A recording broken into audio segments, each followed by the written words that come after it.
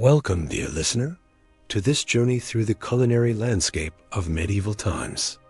As you settle in for a moment of calm and relaxation, I invite you to share in the comments where in the world you re-listening from and what time of day it is for you right now.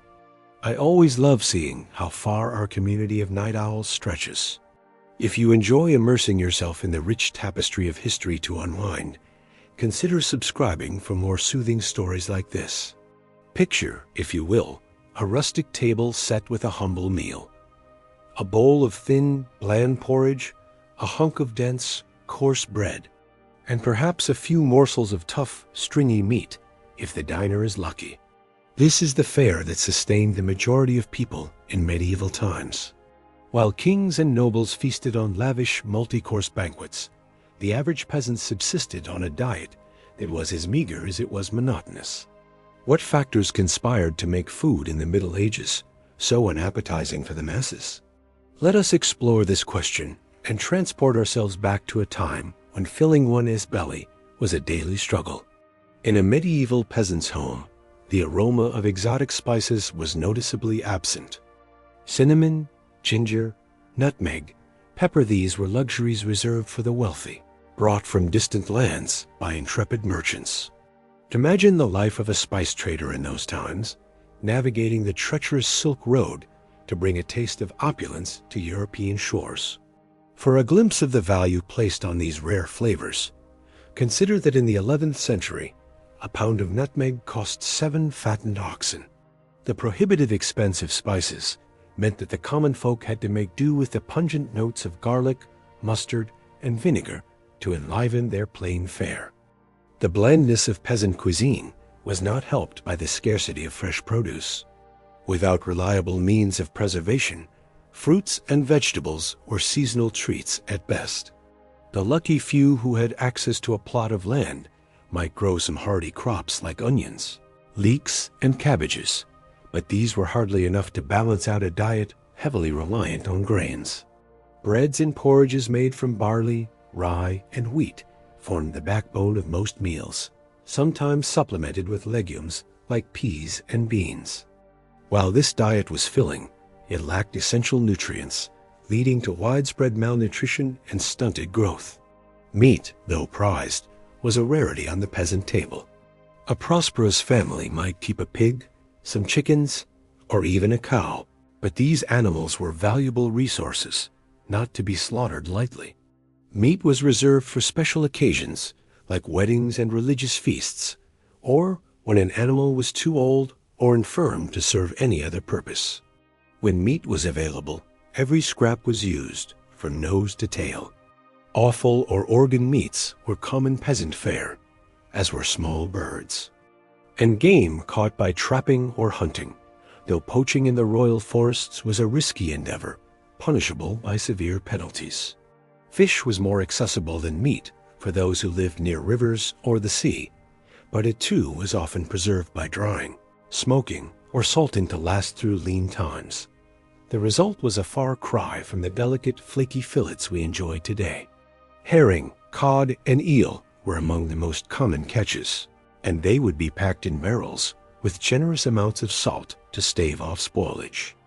Freshwater fish like carp and pike were a delicacy reserved for the nobility, who maintained private fish ponds on their estates. The scarcity of fresh food meant that medieval cooks had to get creative with preservation methods. Pickling, fermentation, and drying were all common techniques to extend the shelf life of perishables. Cabbage would be shredded and fermented into sauerkraut, cucumbers and onions pickled in vinegar, and fruits like apples and pears dried for winter storage. These preserved foods added some much-needed variety to the peasant diet, but they were a far cry from the vibrant flavors of fresh produce. Even staples like bread and ale, which formed the foundation of medieval sustenance, were not always trustworthy. Unscrupulous bakers might stretch their dough with fillers like ground acorns, chalk, or even sawdust, leading to loaves that were as hard as rocks and about as nutritious.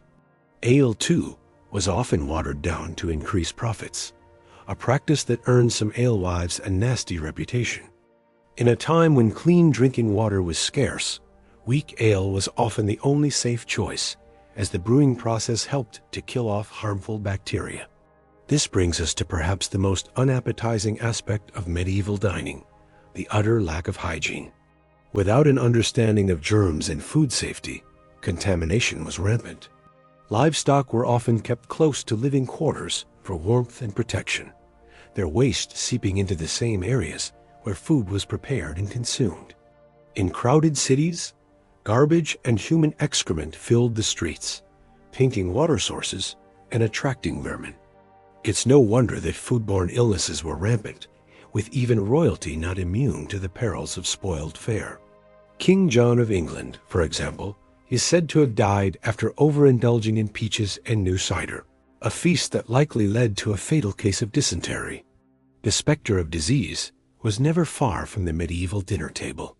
The Black Death, which wiped out a third of Europe's population in the 14th century, spread in part due to the unsanitary conditions that allowed rats and fleas to thrive. Food markets were particularly notorious as breeding grounds for pestilence, with flies buzzing around meat stalls and rodents scurrying underfoot. It's a wonder that anyone survived the perils of medieval dining at all. Yet even in the face of scarcity and disease, there were glimmers of gastronomic hope. Monasteries and abbeys often served as havens of relative plenty, with well-tended gardens and orchards providing a bounty of fresh produce. Monks were known for their culinary skills, with some even penning cookbooks that offered a glimpse into the more refined cuisine of the upper echelons. Of course, this food was not shared freely with the masses, but some monasteries did offer alms to the poor as a form of charity. For the nobility, feasts were an opportunity to showcase their wealth and power. A royal banquet might feature dozens of dishes, from roast swan and peacock to delicate pasties and sweetmeats. Spices flowed freely, as did wine and ale, creating an atmosphere of gluttonous revelry. But even these lavish spreads were not without their dangers. Food poisoning was a common occurrence, with spoiled meats and rancid sauces taking their toll on noble stomachs. And the sheer volume of food consumed could lead to painful digestive issues, a reminder that even the privileged were not immune to the hazards of medieval dining. As we reflect on the harsh realities of food in the Middle Ages, it's hard not to feel a sense of gratitude for the abundance and variety that we enjoy today. Our supermarkets brim with fresh produce from around the globe. Our meats are safe and sanitized, and our spice racks hold flavors that would have been the envy of any medieval monarch. Yet, even as we savor the fruits of modernity, we can't help but marvel at the resilience and ingenuity of our ancestors, who made do with so little and found ways to survive in the face of unrelenting hardship. So the next time you sit down to a meal, take a moment to appreciate the bounty before you. Savor the flavors and textures that medieval peasants could only dream of, and raise a glass to the countless generations who toiled and struggled to bring us to this point. And if you find yourself grumbling about a less than perfect dish, spare a thought for the medieval diner, for whom even a simple bowl of porridge was a hard-won blessing. As we let our minds drift back to that distant past, let us take comfort in the knowledge that we are the fortunate inheritors of centuries of culinary progress. And let us not forget the lessons that history has to teach us, lessons of perseverance, creativity, and the enduring power of the human spirit to find sustenance and joy, even in the darkest of times. And so, dear listener, I bid you good night and sweet dreams of a world where food is not just a necessity, but a source of endless delight. May your own culinary journey be filled with flavor, nourishment, and the warm glow of gratitude for all that we have been given. Until next time, rest well and dream of feasts yet to come. In the dimly lit streets of a medieval city, a baker surreptitiously glances left and right before ducking back into his shop. He pulls out a sack of sawdust and begins kneading it into the dough, stretching his paltry supply of flour. For many bakers, this deception was the only way to eke out a meager living. Bread was the lifeblood of the medieval diet, but its purity was often compromised. Unscrupulous bakers would add fillers like ground acorns, chalk, or sawdust to extend their dough. What resulted was a coarse, gritty loaf that offered little nutrition. The very staple that sustained peasants through their backbreaking labor had become yet another hardship to endure. Ale and wine, too, fell victim to the desperation of the times. Alewives and innkeepers, struggling to turn a profit, would water down their brew to stretch it further. The resulting drink was a thin, sour swill that bore little resemblance to the hearty ale that was the pride of the British Isles.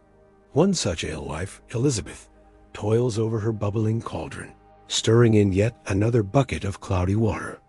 Her children hover near, their hungry eyes watching each drip, knowing their next meal depends on this batch.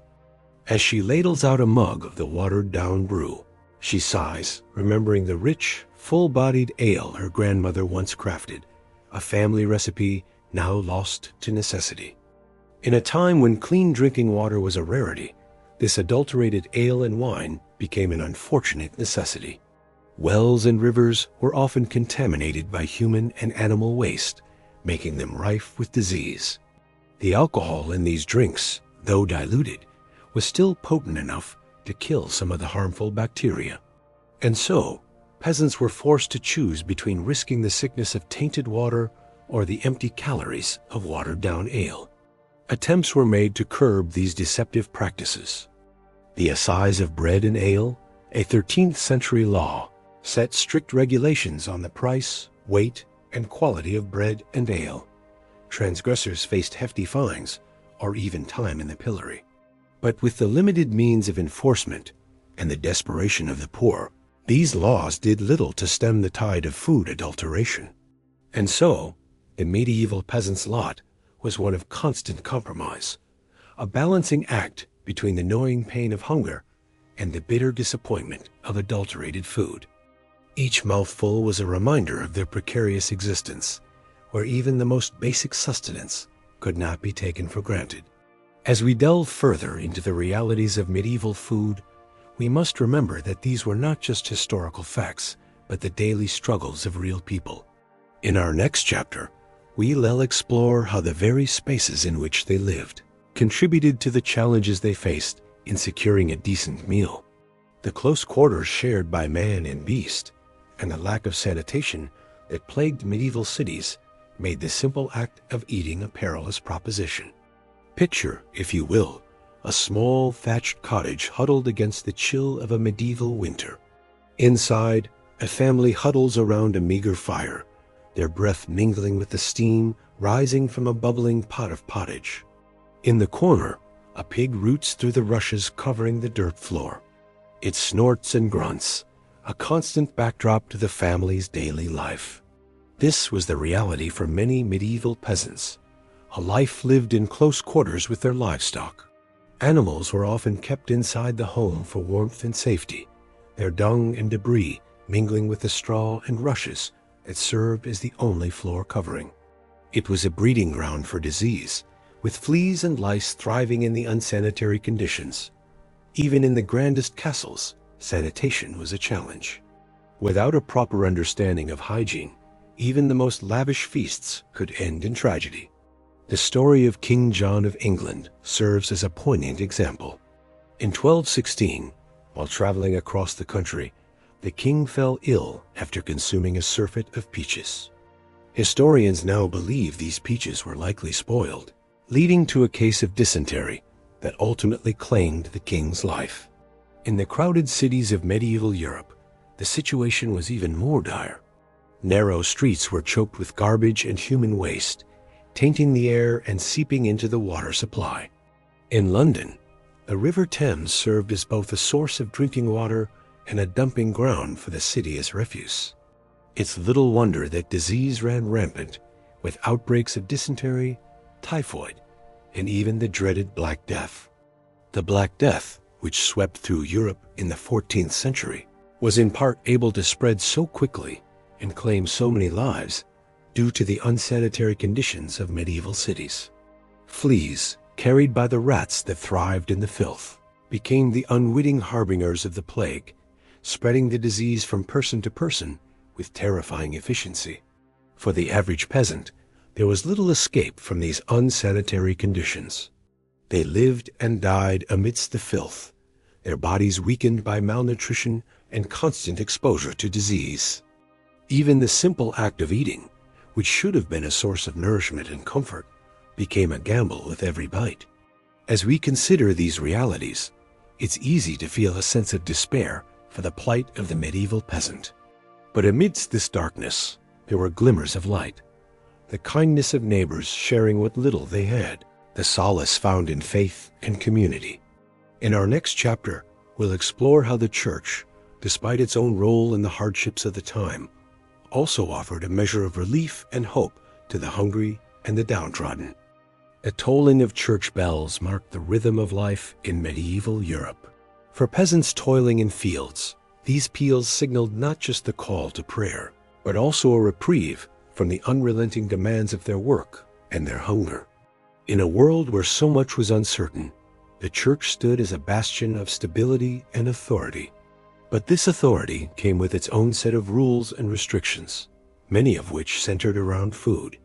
The Catholic Church mandated frequent fasting and meatless days, particularly during the penitential season of Lent. For 40 days before Easter, the faithful were expected to abstain from meat, dairy, and eggs, a tall order for those already struggling to put food on the table. The story of one peasant family illustrates the hardship these fasts could impose.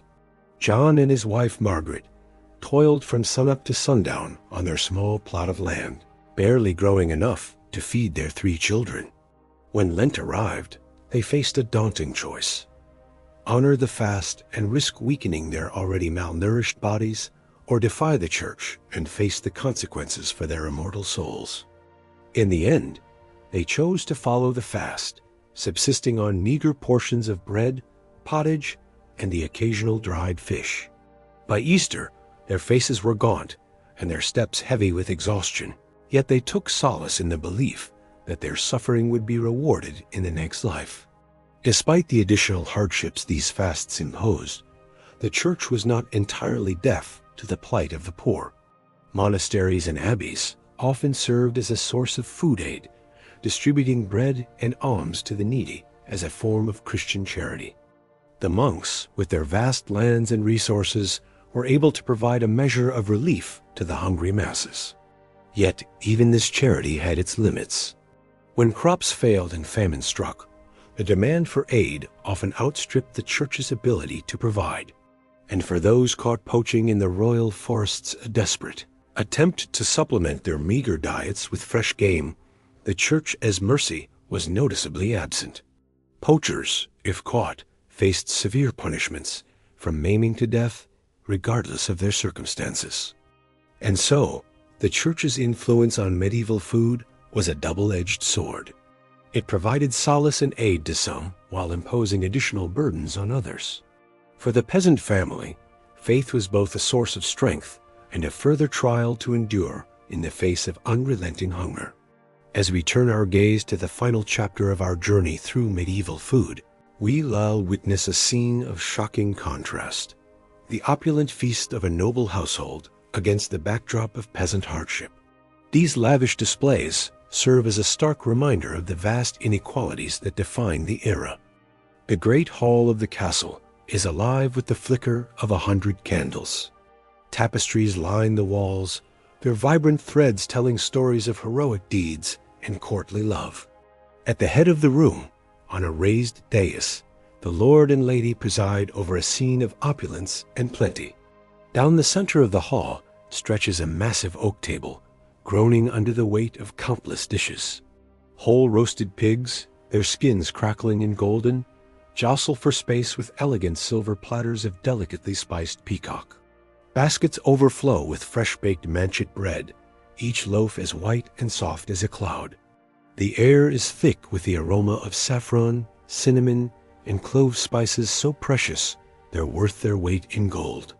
In the castle kitchens, the master cook orchestrates a symphony of culinary creation. He barks orders at his underlings, who scurry to baste the meats, stir the pots, and plate the elaborate subtleties sugar sculptures crafted into fanciful shapes of castles and unicorns. For the cook, this feast is a chance to showcase his artistry and ingenuity, to solidify his reputation and secure his place in his lord's favor. As the feast progresses, the diners gorge themselves on a seemingly endless parade of dishes. They tear into the tender flesh of roast venison, sup on creamy almond soup, and savor the delicate flavor of blancmange, a dish of shredded chicken mixed with rice, milk, and sugar. They wash it all down with goblets of richly spiced wine and frothy ale. But even amidst this revelry, there are reminders of the precariousness of medieval life.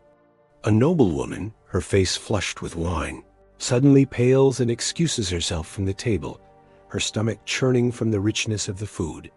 A knight, his teeth rotting from the sugary delicacies, bites into a particularly tough piece of meat and winces in pain.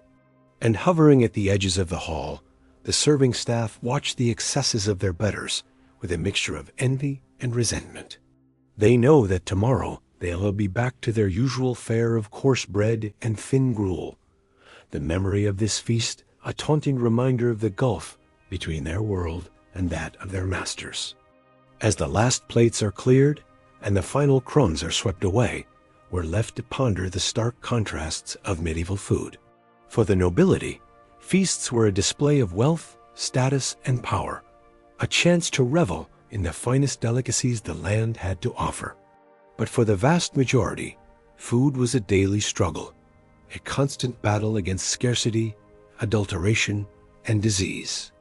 In our modern world of abundance and choice, it's easy to forget the hardships faced by our medieval ancestors. But by understanding their struggles, we gain a deeper appreciation for the comforts we enjoy today. As we sit down to our own meals, let us take a moment to savor not just the flavors on our tongues, but the hard-won progress that allows us to eat with such ease and variety. And so, as we close the book on this exploration of medieval food, let us do so with a sense of gratitude and perspective.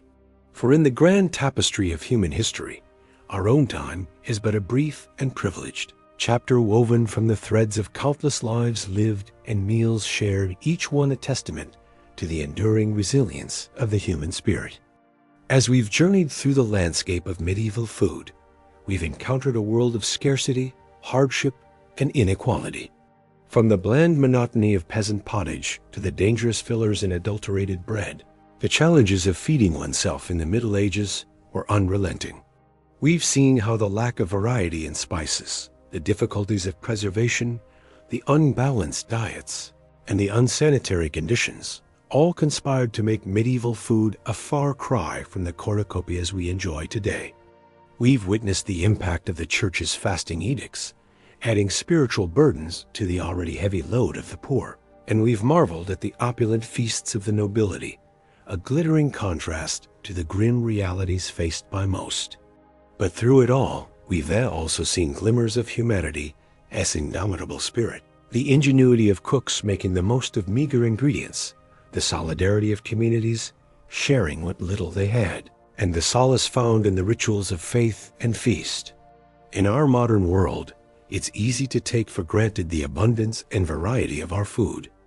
We can walk into a supermarket and find fruits from South America, spices from Asia, and cheeses from Europe, all neatly packaged and ready to eat. We can dine in restaurants serving cuisines from around the globe, or have a world of flavors delivered right to our doorstep.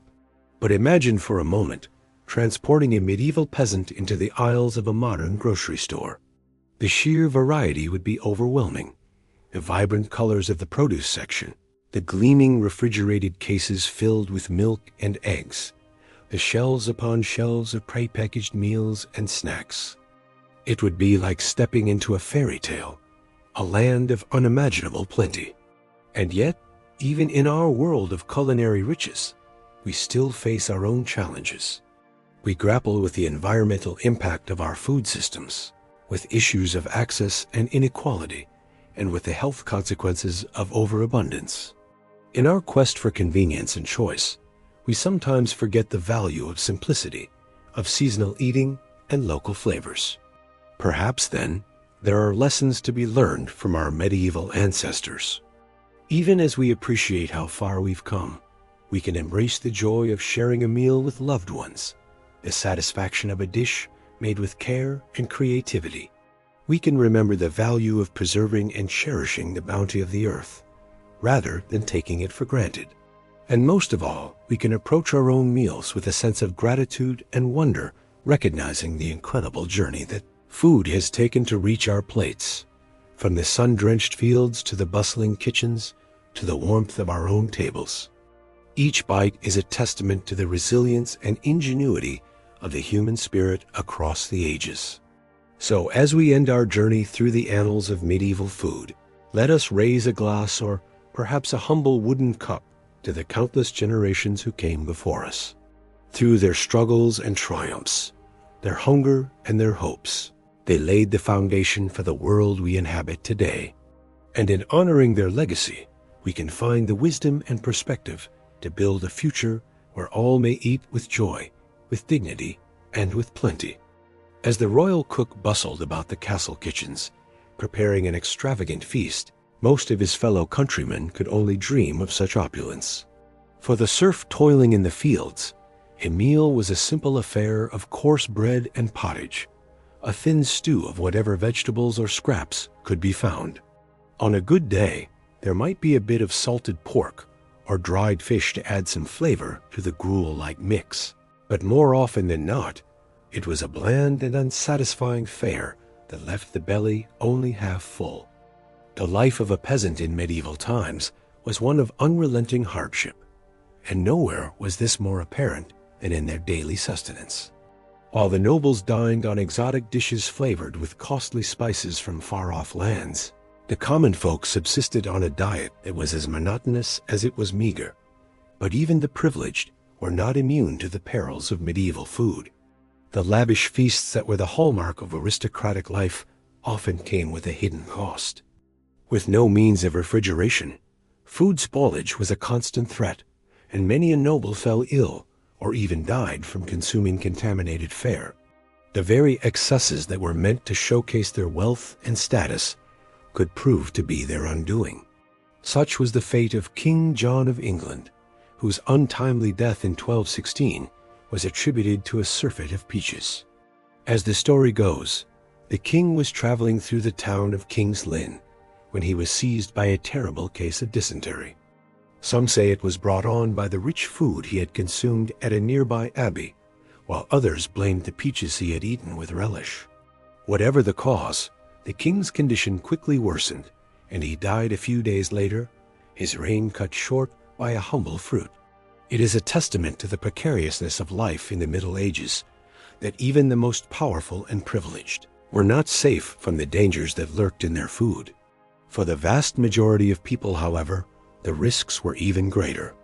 In a world where hunger was a constant companion, the temptation to eat spoiled or contaminated food was often too great to resist. This was especially true in times of dearth, when crops failed and food was scarce. During these lean years, people would resort to eating whatever they could find, even if it meant risking their health or even their lives. Acorns, grass, and other wild plants were often ground into a coarse flour to make bread, while animals that had died of disease were sometimes consumed out of desperation. Even in the best of times, medieval food was often adulterated in ways that would be unthinkable today. Unscrupulous bakers would stretch their dough with fillers like sawdust or chalk, while brewers would water down their ale to increase their profits. Such practices were not only dishonest, but also dangerous, as they could lead to serious illness or even death. The alewife who sold her brew in the village tavern was a common figure in medieval life, and one who often bore the brunt of the community's suspicions and resentments. If her ale was weak or sour, she might be accused of adulterating it with noxious substances, or even of practicing witchcraft. In a world where superstition held sway, the line between a bad batch of ale and a deadly poison was often blurred.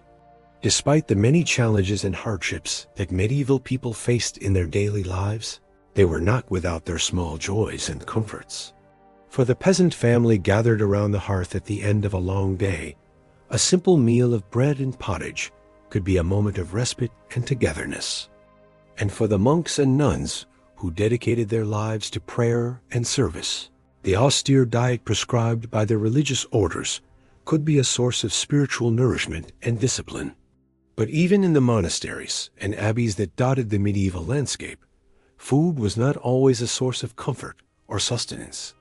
During the holy season of Lent, when Christians were expected to fast and abstain from meat, the already limited diets of the religious orders would be further restricted. For 40 long days, they would subsist on little more than bread, water, and the occasional vegetable or fish. For some, this period of deprivation was a welcome opportunity to focus on their spiritual lives and to draw closer to God. But for others, it was a time of great hardship and temptation, as the pangs of hunger gnawed at their resolve and tested their faith in a world where food was so often scarce and unpredictable. The idea of voluntarily giving it up must have seemed like the height of insanity. And yet, despite all the hardships and challenges that medieval people faced in their daily lives, they found ways to adapt and persevere. They learned to preserve their food through salting, smoking, and drying, to make the most of the meager ingredients available to them, and to find joy and comfort in the simple pleasures of life. In many ways, the story of medieval food is a story of resilience and ingenuity in the face of adversity. It is a reminder of how far we have come in terms of food safety, variety, and abundance, but also of how much we still have in common with our ancestors. For just as they struggled to put food on the table and to nourish their families, so too do we grapple with the challenges of our own time, from climate change and food insecurity to the pressures of modern life. As we sit down to our own meals, laden with a dizzying array of flavors and ingredients from all corners of the globe, it is easy to forget the hardships and sacrifices that have brought us to this point. But by understanding the history of our food and the ways in which it has shaped our culture and our identity, we can gain a greater appreciation for the abundance and diversity that we enjoy today. So the next time you bite into a juicy apple or savor a slice of warm, crusty bread, take a moment to reflect on the long and winding road that has brought us to this point and give thanks for the countless generations of farmers, cooks, and laborers who have toiled to put food on our tables and who have left us a legacy of resilience, creativity, and hope in the face of even the greatest of challenges. Perhaps if a medieval peasant were to somehow be transported to a modern grocery store, they would be overwhelmed by the sheer abundance and variety of food available. They might marvel at the exotic fruits and vegetables from far-off lands, the gleaming displays of meat and fish, and the aisles upon aisles of packaged and processed foods. But they might also feel a sense of unease or even distrust, wondering at the hidden costs and compromises that have made such abundance possible. They might question the methods by which our food is grown and raised, the additives and preservatives that keep it fresh and appealing, and the impact that our food choices have on our health, our environment, and our communities. In the end, the medieval peasant might simply shake their head in wonder and return to their own time, content with the simple fare that has sustained them for generations. For while our modern food system may offer us greater choice and convenience than ever before, it is not without its own challenges and drawbacks. And just as the medieval peasant had to learn to make do with what they had to find joy and sustenance in the face of scarcity and hardship, so too must we learn to navigate the complexities of our own food landscape. We must learn to make choices that nourish not only our bodies, but also our souls, that honor the sacrifices and struggles of those who came before us, and that leave a legacy of health and abundance for generations to come. So let us raise a toast to the humble peasant, the hard-working farmer, the skilled artisan, and all those who have labored to put food on our tables throughout history. Let us savor the flavors and textures of the foods we eat, not just as a source of sustenance, but as a connection to the past and a promise for the future. And let us never forget the power of food to bring us together, to nourish our bodies and our spirits, and to remind us of our shared humanity in the face of even the greatest of challenges. As we've seen, the medieval spice trade was a lucrative but perilous business.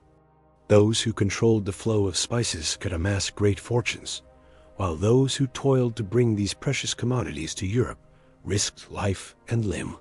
One such spice merchant was a man named Giovanni de Marinoli.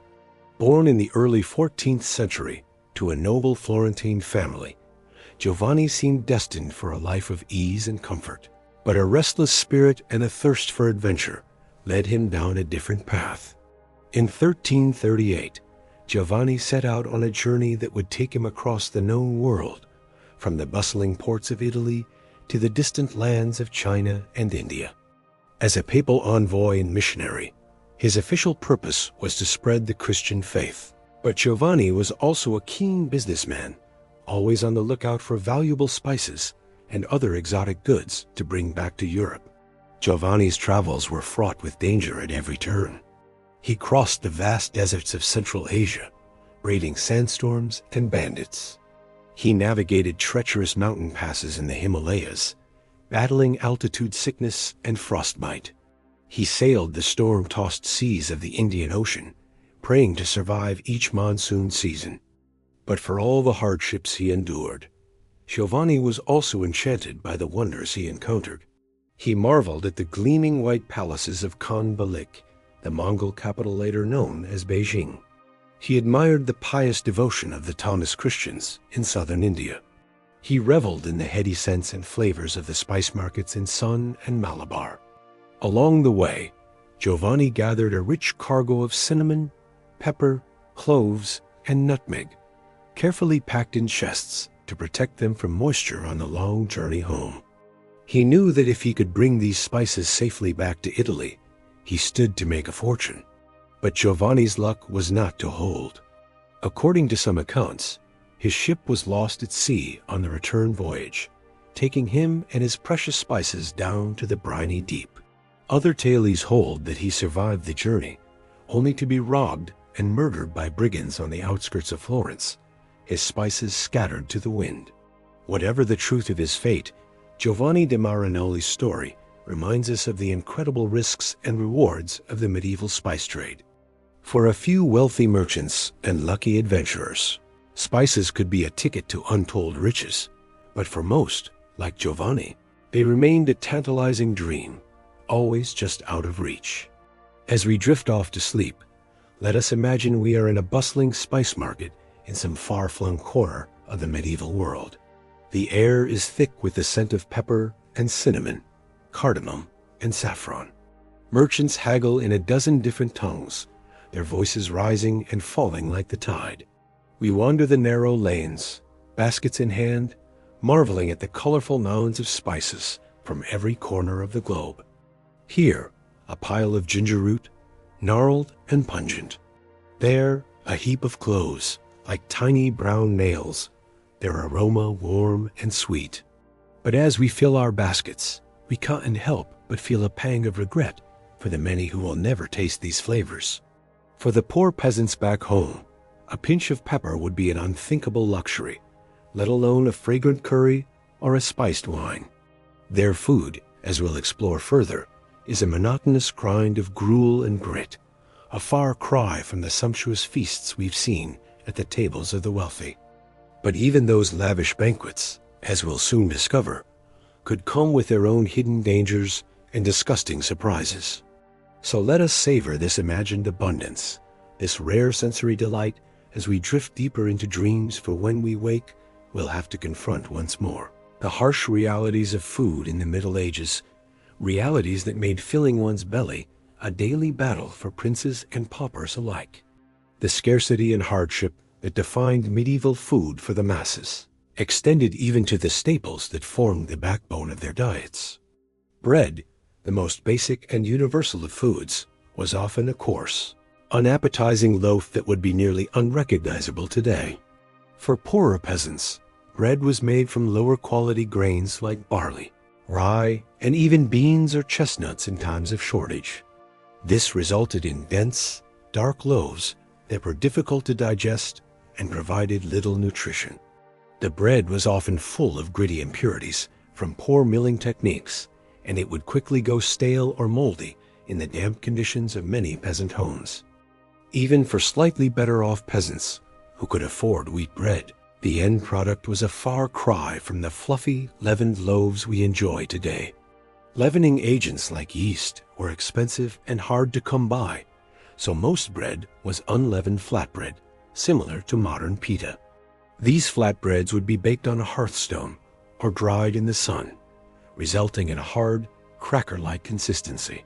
The quality of bread was so important that it was often used as a marker of social class.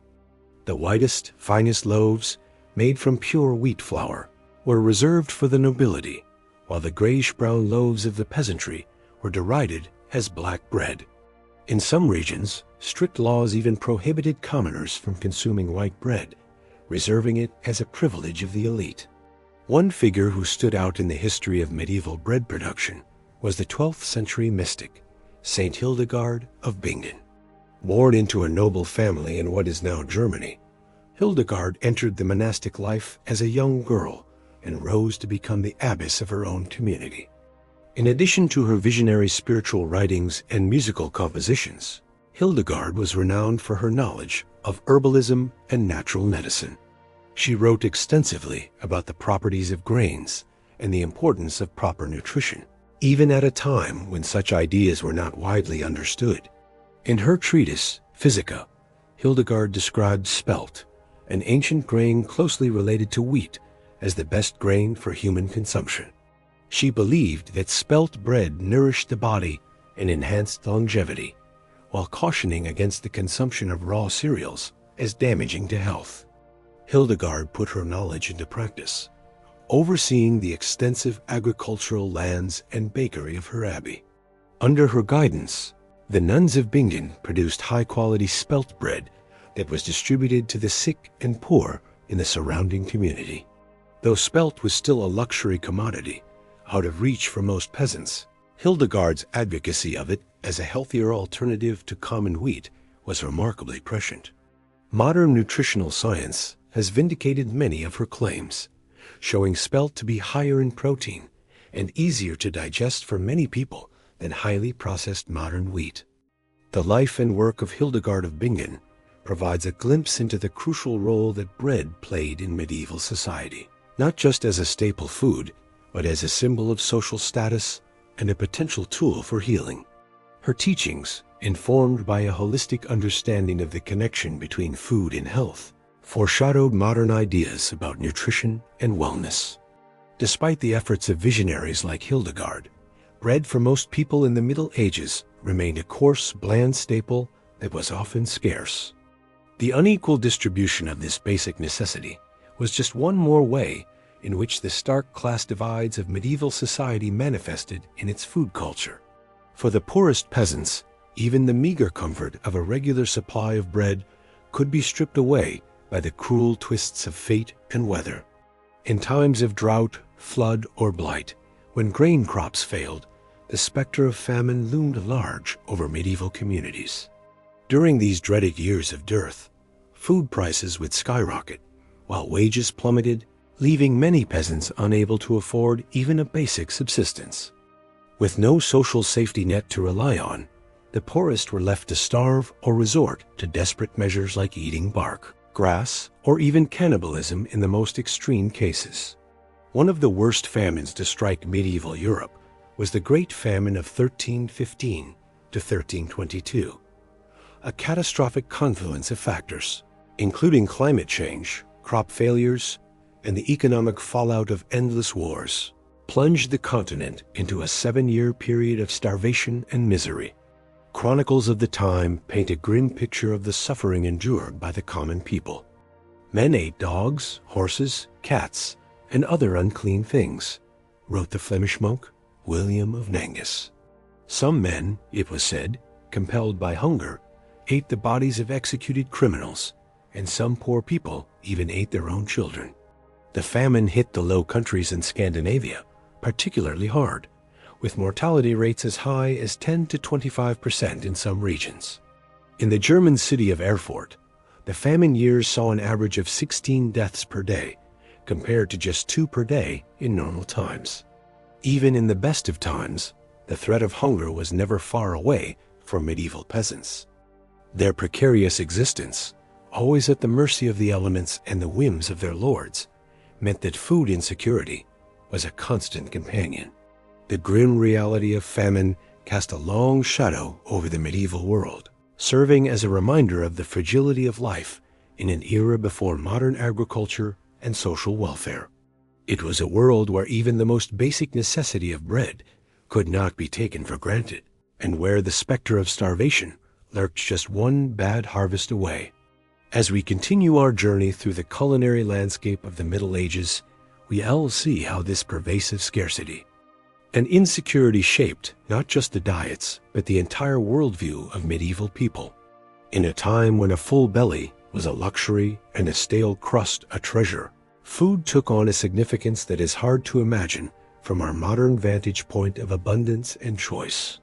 But first, let's turn our attention to another staple of the medieval diet that was scarcely more appetizing than the era's bread: meat. For all but the wealthiest nobles, meat was a rare treat reserved for special occasions, and when it did appear on the menu, it often came in forms that would turn the stomachs of modern diners. In the absence of refrigeration, medieval people had to rely on a variety of preservation methods to keep meat from spoiling.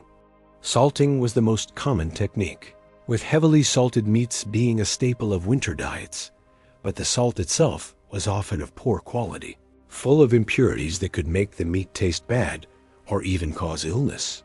Smoking and drying were also used to preserve meats, particularly in the form of sausages and hams. These could keep for longer periods, but would become hard and unappetizing over time, with a texture more akin to leather than to the juicy, tender meats we enjoy today.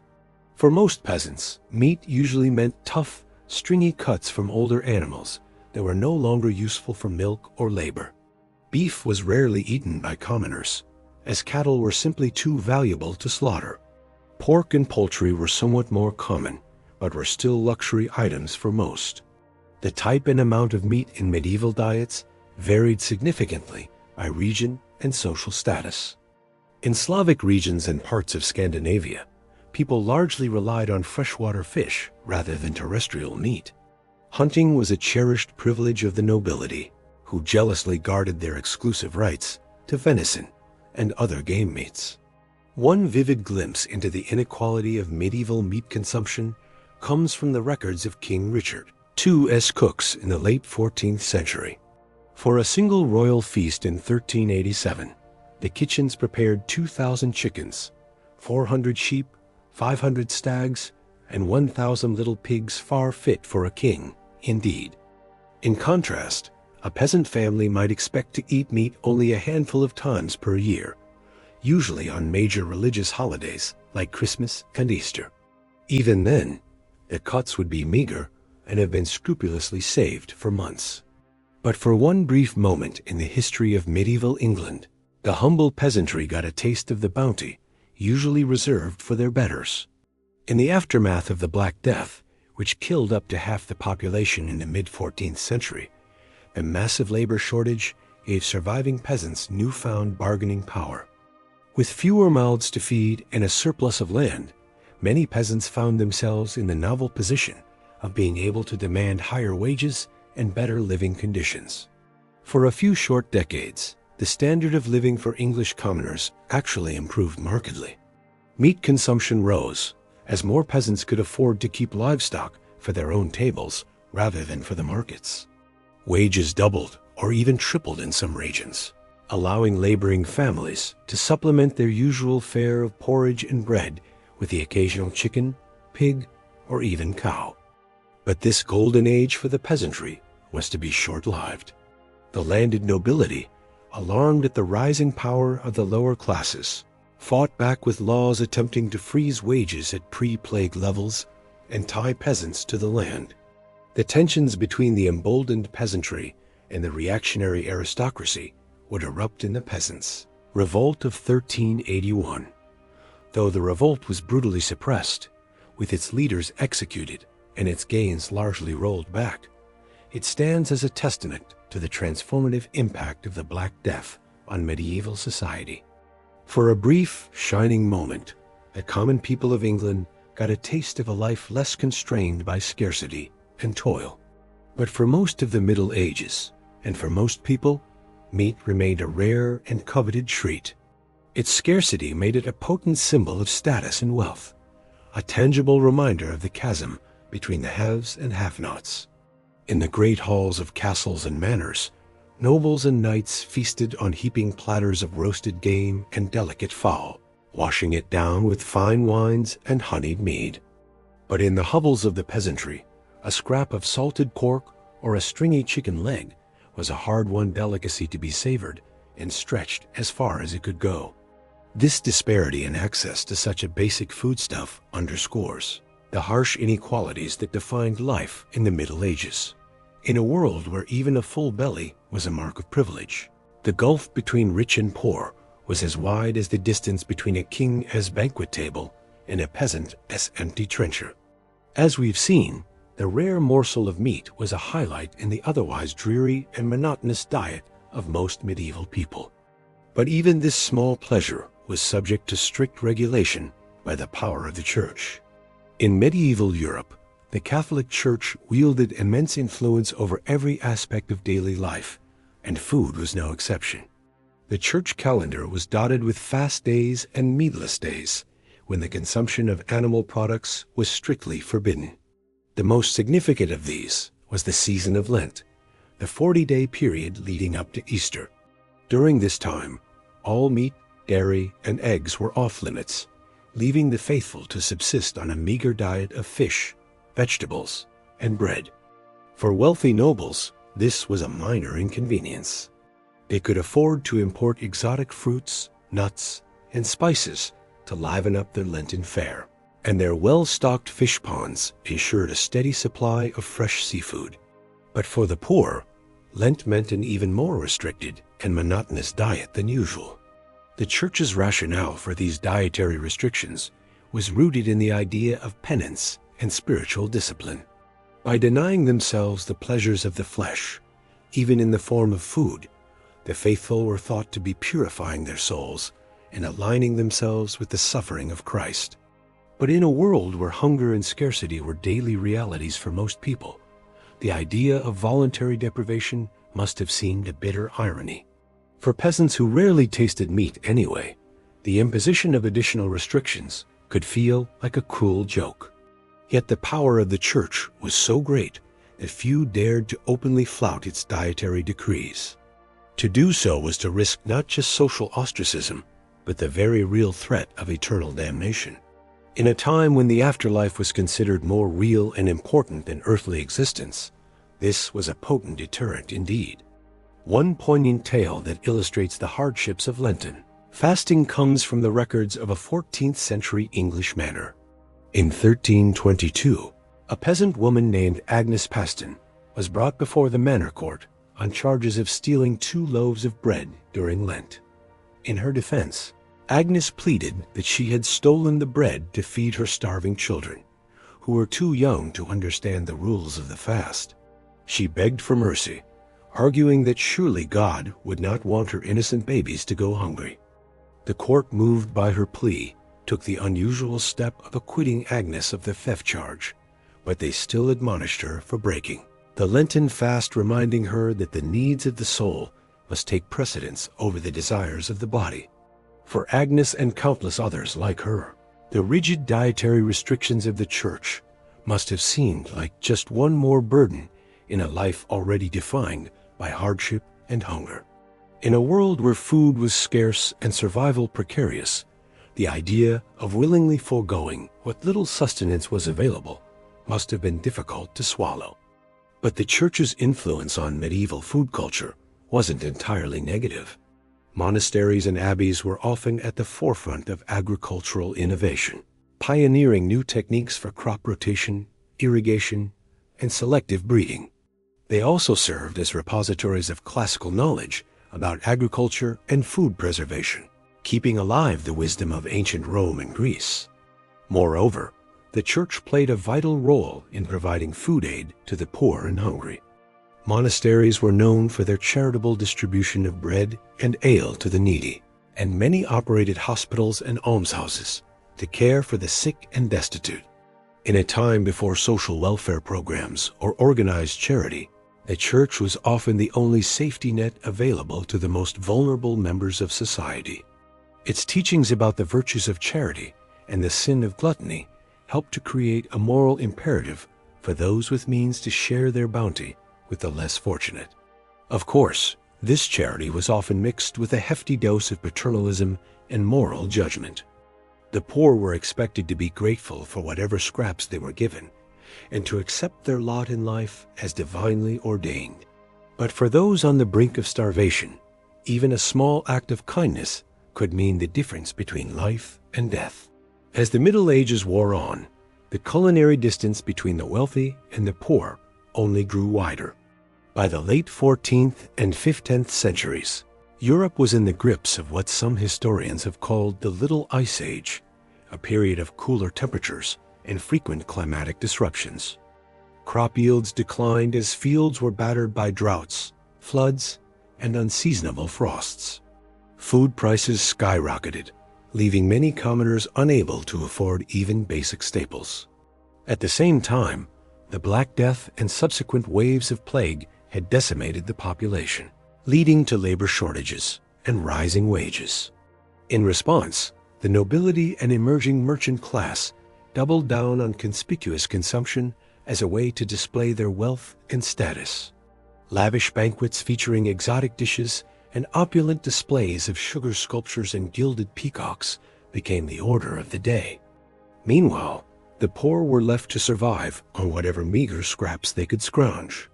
In times of dearth, many were reduced to eating famine bread made from a desperate mix of peas, beans, acorns, and even sawdust. Others resorted to foraging for wild plants or hunting any animals they could catch, from rodents to crows. But even in the midst of this stark inequality, there were glimmers of hope and resistance. Peasant revolts, like the English Rising of 1381 or the German Bauernkrieg of the early 16th century, saw the common people rising up to demand better treatment and a fairer share of the wealth. While these uprisings were often brutally suppressed, they nonetheless testified to the unquenchable human spirit and the enduring dream of a world where everyone could enjoy the basic dignity of a full belly and a decent life. And in the kitchens and gardens of ordinary people, the seeds of a more vibrant and diverse food culture were being planted. Women, who bore the primary responsibility for feeding their families, were the unsung heroes of medieval cuisine. With creativity and resourcefulness, they found ways to coax flavor and nourishment out of even the humblest ingredients. In the folk traditions of pickling, preserving, and foraging, they passed down knowledge that would sustain their communities through the lean times and lay the foundation for the culinary revolutions to come. And in the communal ovens and shared meals of village life, they nurtured a spirit of solidarity and resilience that would prove as sustaining as any loaf of bread. So, while the story of food in the Middle Ages is undoubtedly one of hardship and deprivation, it is also a story of ingenuity, resilience, and hope. In the face of scarcity and oppression, medieval people found ways to nourish not just their bodies, but their spirits, to find joy and communion in the simple act of sharing a meal. As we look back on this distant and often difficult past, we can take inspiration from their example. In a world that is still riven by inequality and hunger, their story reminds us of the fundamental human right to food and the vital importance of fighting for a more just and sustainable food system. And in our own kitchens and around our own tables, we can honor their legacy by cherishing the abundance we enjoy and remembering to always share it with those who have less.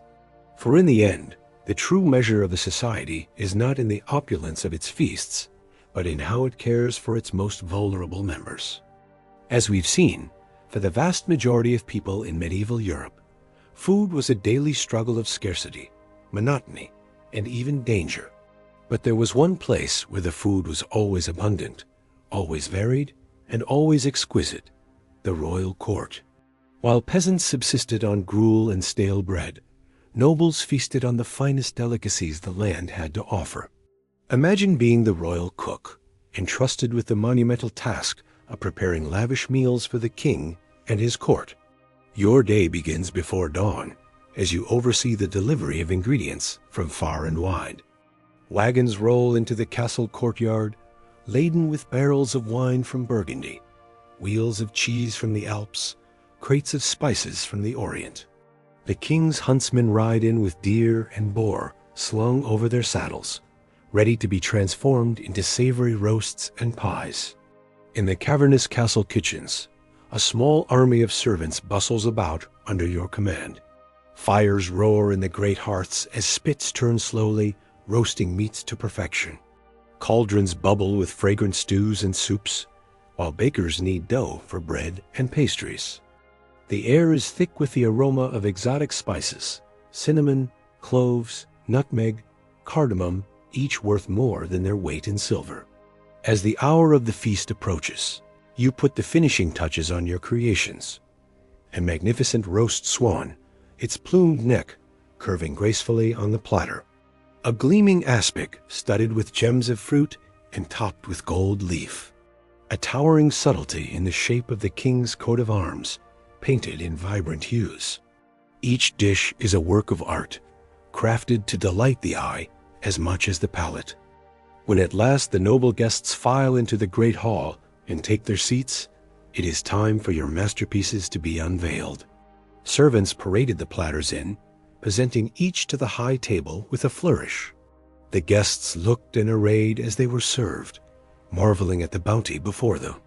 For a few glorious hours, they dined like gods, sampling delicacies from every corner of the known world. But even here, in the rarefied realm of the royal court, the specter of illness lurked behind the splendor. For all their expense and artistry, even the most sumptuous dishes could harbor deadly spoilage, and the sheer excess of the feast often led to overindulgence. As nobles gorged themselves far past the point of satisfaction, it was not unheard of for a courtier to literally eat himself to death, felled by his own gluttony. So, while the royal feast may have stood in stark contrast to the meager rations of the common folk, it was not without its own perils. In a world without refrigeration or food safety standards, no one was truly safe from the dangers of the dining table. Rich or poor, the medieval relationship with food was always a precarious one. Today, we can scarcely imagine the hardships that our ancestors endured simply to fill their bellies. The poorest among us have access to a variety and quality of food that would have been unthinkable even for medieval kings. We can walk into a gleaming supermarket and find fruits and vegetables from every season, meats and cheeses from every continent, spices and sauces from every cuisine. We can eat what we want, when we want, without fear of famine or food poisoning. But perhaps, in our abundance, we have lost something as well.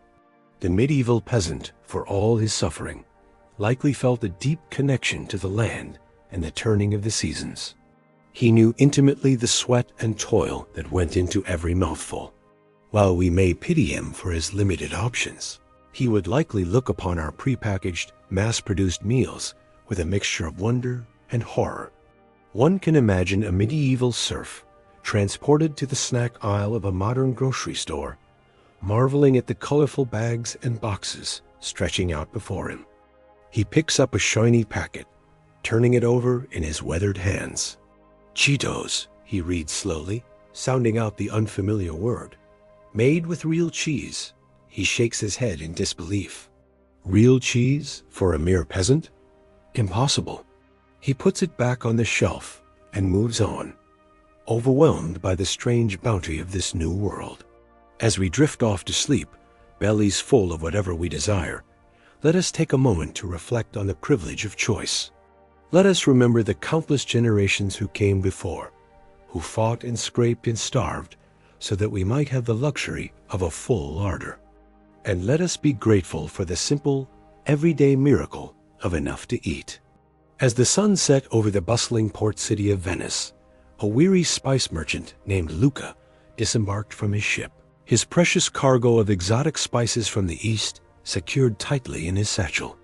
Luca had spent months traversing the treacherous Silk Road, braving bandits, sandstorms, and searing heat to bring a taste of faraway lands to the tables of wealthy Europeans. For Luca and merchants like him, the spice trade was a lucrative but perilous endeavor. The demand for spices like pepper, cinnamon, cloves, and saffron was insatiable among the nobility, who used them to flavor their rich dishes and show off their affluence. But for the common folk, these fragrant seasonings remained an unattainable luxury, their meals remaining sadly bland and unappetizing. As Luca navigated the winding canals of Venice to deliver his wares to his wealthy clientele, he couldn't help but reflect on the stark divide between the opulent feasts of the rich and the meager rations of the poor. While nobles dined on succulent roasts flavored with exotic spices, peasants subsisted on little more than coarse bread and watery porridge, their palates never knowing the lively tang of pepper or the warm, sweet embrace of cinnamon. The life of a spice merchant was one of constant movement and danger, with fortunes won and lost on the whims of the sea and the shifting sands of the desert. Luca had seen his fair share of hardships on his journeys: attacks by marauding bandits, treacherous mountain passes, and the ever-present threat of disease. But he pressed on, driven by the promise of riches and the thrill of the unknown. As he made his final deliveries and counted his profits, Luca couldn't shake the feeling that, for all the wealth and prestige the spice trade brought him, it remained a bitter reminder of the deep inequalities that plagued medieval society. While he dined on saffron-infused stews and fragrant-spiced wines, the common people went to bed with growling stomachs, their dreams haunted by the enticing aromas that wafted from the kitchens of the elite.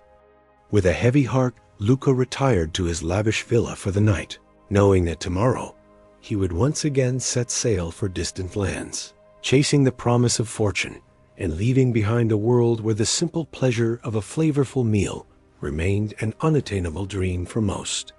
As the first light of dawn crept over the horizon, a weary housewife named Matilda stirred from her slumber, her mind already racing with the countless tasks that lay ahead. For Matilda and countless other women across medieval Europe, the arrival of autumn heralded not a season of bountiful harvests and joyous feasts, but rather a time of ceaseless labor and gnawing anxiety about the looming specter of winter. With the days growing shorter and the nights turning colder, Matilda knew that she had precious little time to preserve what meager crops her family had managed to coax from the unyielding earth. Every scrap of food was precious, and nothing could be allowed to go to waste, lest they face the unthinkable prospect of starvation in the bleak months ahead. As she set about her work, Matilda's mind wandered to the lavish feasts of the nobility, where sumptuous meats and exotic delicacies were consumed with wanton abandon. For her and her fellow peasants, such extravagances were little more than cruel jests, taunting reminders of the vast chasm that separated the haves from the have-nots in the rigid hierarchy of medieval society. With calloused hands and an aching back, Matilda toiled from dawn until dusk, salting and smoking what little meat they had managed to raise, pickling vegetables in precious vinegar, and hanging herbs to dry in the rafters. The work was monotonous and exhausting, but she couldn't afford to rest, knowing that every morsel she preserved now could mean the difference between life and death come winter. As the days wore on and the leaves began to turn, Matilda's thoughts turned to the harsh realities that lay ahead. Even with all her hard work, she knew that the winter would be a time of scarcity and hardship, with meals consisting of little more than coarse bread and thin gruel day after day. The specter of hunger was a constant companion, lurking just beyond the threshold, waiting to sink its icy claws into the vulnerable and the weak. But even in the face of such bleak prospects, Matilda found solace in the knowledge that her tireless efforts would at least give her family a fighting chance. With a fierce determination burning in her heart, she continued her labors, her hands raw and her spirit weary, but her resolve unshakable. For in a world where famine and privation were constant threats, the simple act of preserving food was an act of defiance, a stubborn refusal to submit to the unyielding cruelty of fate.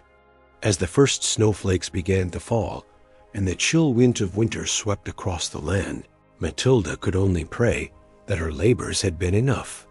With a heavy heart and an empty larder, she prepared to face the long, dark months ahead, knowing that for her and countless others like her, the struggle for survival was only just beginning. In a grand castle nestled amidst rolling hills and verdant forests, a lavish feast was underway.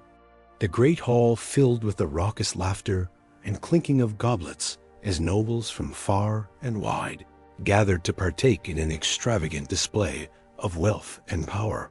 At the head of the table sat the lord of the manor, his bejeweled fingers tearing into a succulent roast swan, its delicate flesh flavored with exotic spices from distant lands. All around him, the tables groaned under the weight of countless delicacies, savory meat pies, rich stews, and decadent pastries, each one a testament to the skill of the castle's master chefs. The air was thick with the aroma of roasting meats and the heavy scent of mulled wine, a sensory feast that stood in stark contrast to the meager rations of the serfs toiling in the fields beyond the castle walls. For these lowly peasants, the very notion of such a feast was little more than a cruel fantasy, a tantalizing glimpse of a world forever beyond their reach. As they huddled in their drafty hovels, their bellies gnawing with hunger, they could only dream of the rich flavors and sumptuous textures that graced the tables of their betters. Their own meals, if they could even be called that, consisted of little more than a thin gruel made from whatever scraps and leftovers they could scrape together. A few lucky ones might have a meager crust of bread to gnaw on, but for most, even that was a rare luxury. The thought of meat, let alone the succulent delicacies being devoured by the nobles, was little more than a distant fantasy. As the feast wore on and the wine flowed freely, the nobles grew ever more boisterous, their laughter ringing through the halls and echoing off the stone walls. They traded bawdy jokes and tales of their exploits, their faces flushed with the warmth of the fire and the satisfaction of their overindulged appetites. But beyond the castle walls, the serfs huddled in their misery, their stomachs cramping with hunger and their hearts heavy with the knowledge that they would likely never know the pleasures of a full belly or a contented smile. For them, life was little more than an endless cycle of backbreaking labor and gnawing hunger, the cruel whims of fate forever conspiring to keep them in their place. As the last members of the feast, as great fires died out and the nobles retired to their plush chambers, the serfs returned to their own meager dwellings, their minds haunted by the tantalizing aromas and raucous laughter that had filled the night air. With heavy hearts and empty stomachs, they settled in for another long, cold night, the specter of hunger their constant companion, and the dream of a better life little more than a cruel, taunting mirage. In the bustling streets of a medieval town, an alewife named Agnes hurried to and fro, her arms laden with jugs of her latest brew. Agnes was a stout, no-nonsense woman who had been brewing ale for as long as anyone could remember. It was a hard life, fraught with long hours and meager profits, but it was the only life she had ever known. As she made her way through the winding alleys, dodging the refuse and filth that littered the streets, Agnes couldn't help but feel a pang of guilt over the shortcut she had taken with her latest batch. Times were tough, and the price of grain had skyrocketed, leaving her with little choice but to stretch her ale with a bit of extra water. It was a risky move, one that could land her in hot water with the local authorities if anyone found out. But what choice did she have? Agnes knew that her customers, mostly hard-working laborers and craftsmen, relied on her ale to provide a brief respite from the drudgery of their daily lives. They craved the rich, hearty flavor and the pleasant buzz that came with a few pints after a long day's work. But with the cost of ingredients eating into her already meager profits, Agnes had been forced to cut corners wherever she could. As she arrived at the tavern and began to unload her wares, Agnes couldn't shake the nagging feeling that she was betraying her customers' trust. She took pride in her craft, and the thought of serving them watered-down swill made her stomach churn. But what choice did she have? It was either adulterating her brew or risk losing everything she had worked so hard to build.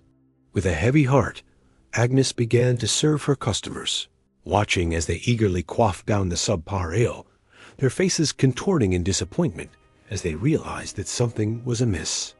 Some grumbled under their breath, while others outright complained, demanding to know what had happened to the usually stellar brew. Agnes did her best to deflect their questions and assuage their concerns, but the guilt continued to gnaw at her.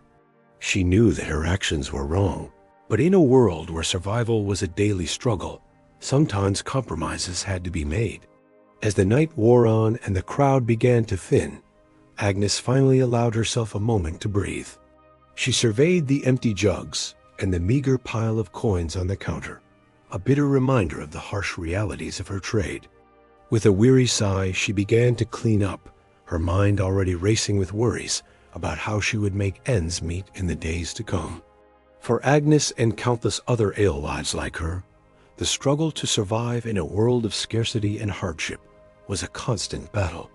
Each day brought new challenges and difficult choices, and the line between right and wrong often blurred in the face of desperation. But still, they persevered, driven by the hope that someday, somehow, their hard work and sacrifice would pay off, and they would finally know the taste of a better life. In the grand halls of a medieval palace, a royal cook named Gome scurried about the kitchen, his brow furrowed in concentration as he oversaw the preparations for the evening's lavish feast. Gome was a master of his craft, renowned throughout the land for his ability to create culinary masterpieces that dazzled the senses and left even the most discerning palates in awe.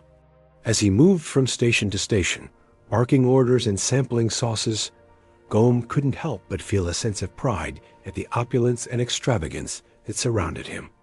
The kitchen was a hive of activity, with scullery maids and kitchen boys scurrying to and fro, their arms laden with the finest ingredients from across the realm.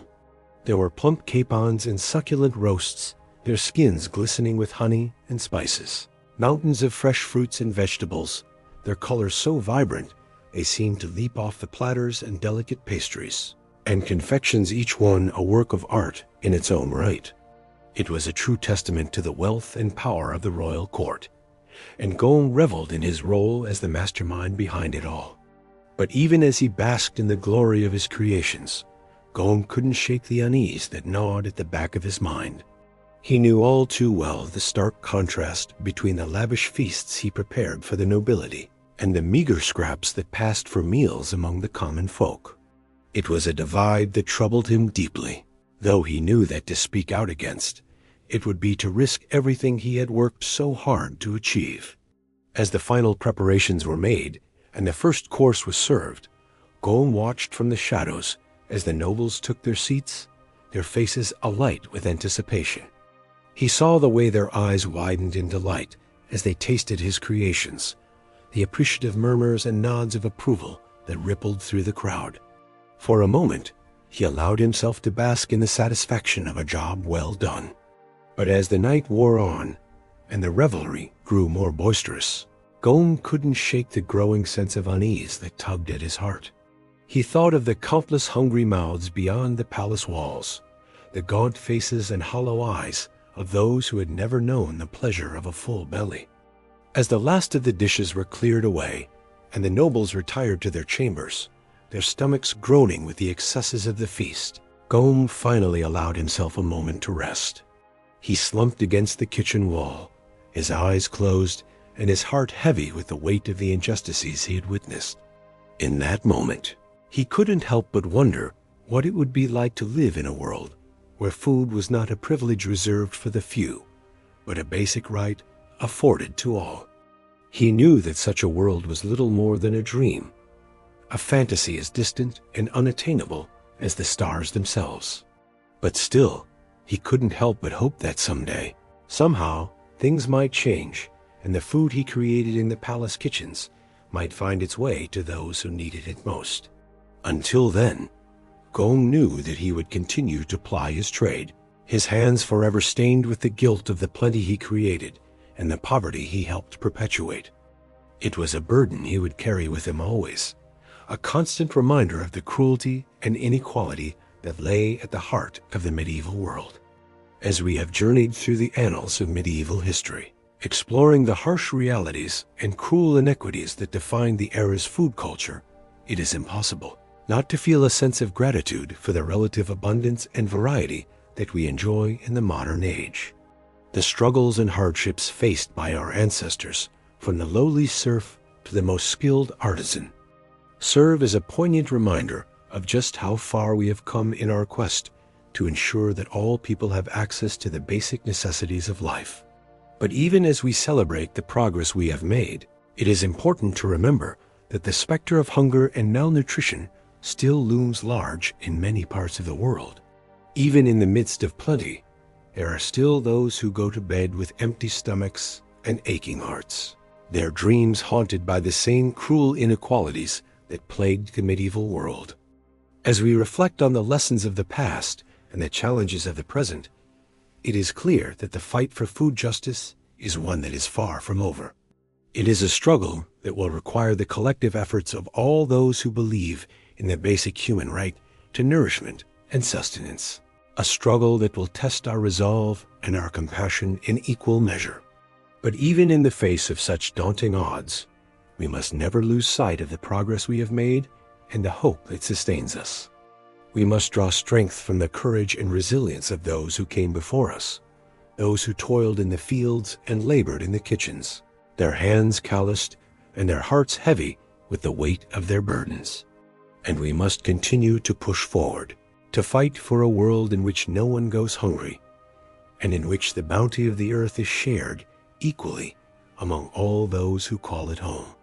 It is a vision that may seem distant and unattainable, a dream as fragile and fleeting as the wisps of steam rising from a bowl of gruel. But it is a dream worth fighting for, a dream that has the power to transform the world and bring hope to the hearts of all those who hunger for a better tomorrow. So let us go forth with renewed purpose and determination, armed with the knowledge of the past and the hope of the future. Let us work to build a world in which the plenty of the palace kitchens finds its way to the bellies of the poor, and in which the joys of the harvest are shared by all those who have labored to bring it to fruition. For in the end, the struggle for food justice is not just about filling stomachs and sating hunger. It is about the very essence of what it means to be human, about the bonds of compassion and empathy that bind us all together across the gulfs of time and space. It is a struggle that will require all of our strength and all of our courage, but it is a struggle that we cannot afford to lose. So let us go forth with open hearts and willing hands ready to do our part in the great work of building a world in which all people can know the simple joy of a full belly and a contented smile. For in that world, the legacy of the medieval food culture will not be one of scarcity and deprivation, but one of abundance and hope, a testament to the enduring power of the human spirit to overcome even the darkest of times. Of course, for the peasants toiling in the fields from dawn to dusk, such extravagance was unimaginable. They subsisted on the most meager of meals, their bellies never fully sated. A typical repast might consist of a thin barley or rye porridge, known as pottage, accompanied by a hunk of dense, coarse bread. If they were fortunate, they might have a small scrap of hard cheese or a few shriveled peas to add some sustenance. Meat was a rare luxury, perhaps a bit of tough, stringy, salted pork on a special occasion like Christmas or Easter. The lack of variety in the peasant diet was striking. While the nobility dined on delicacies from distant lands, the common folk made do with the same bland staples day after day. There was little to break the monotony, save for the changing of the seasons, which dictated what meager produce might be available. In the spring, tender greens like nettles or dandelions might provide a welcome respite from the usual fare. Come summer, a few precious fruits, small, hard apples or bitter crab apples, could be gathered from the woods.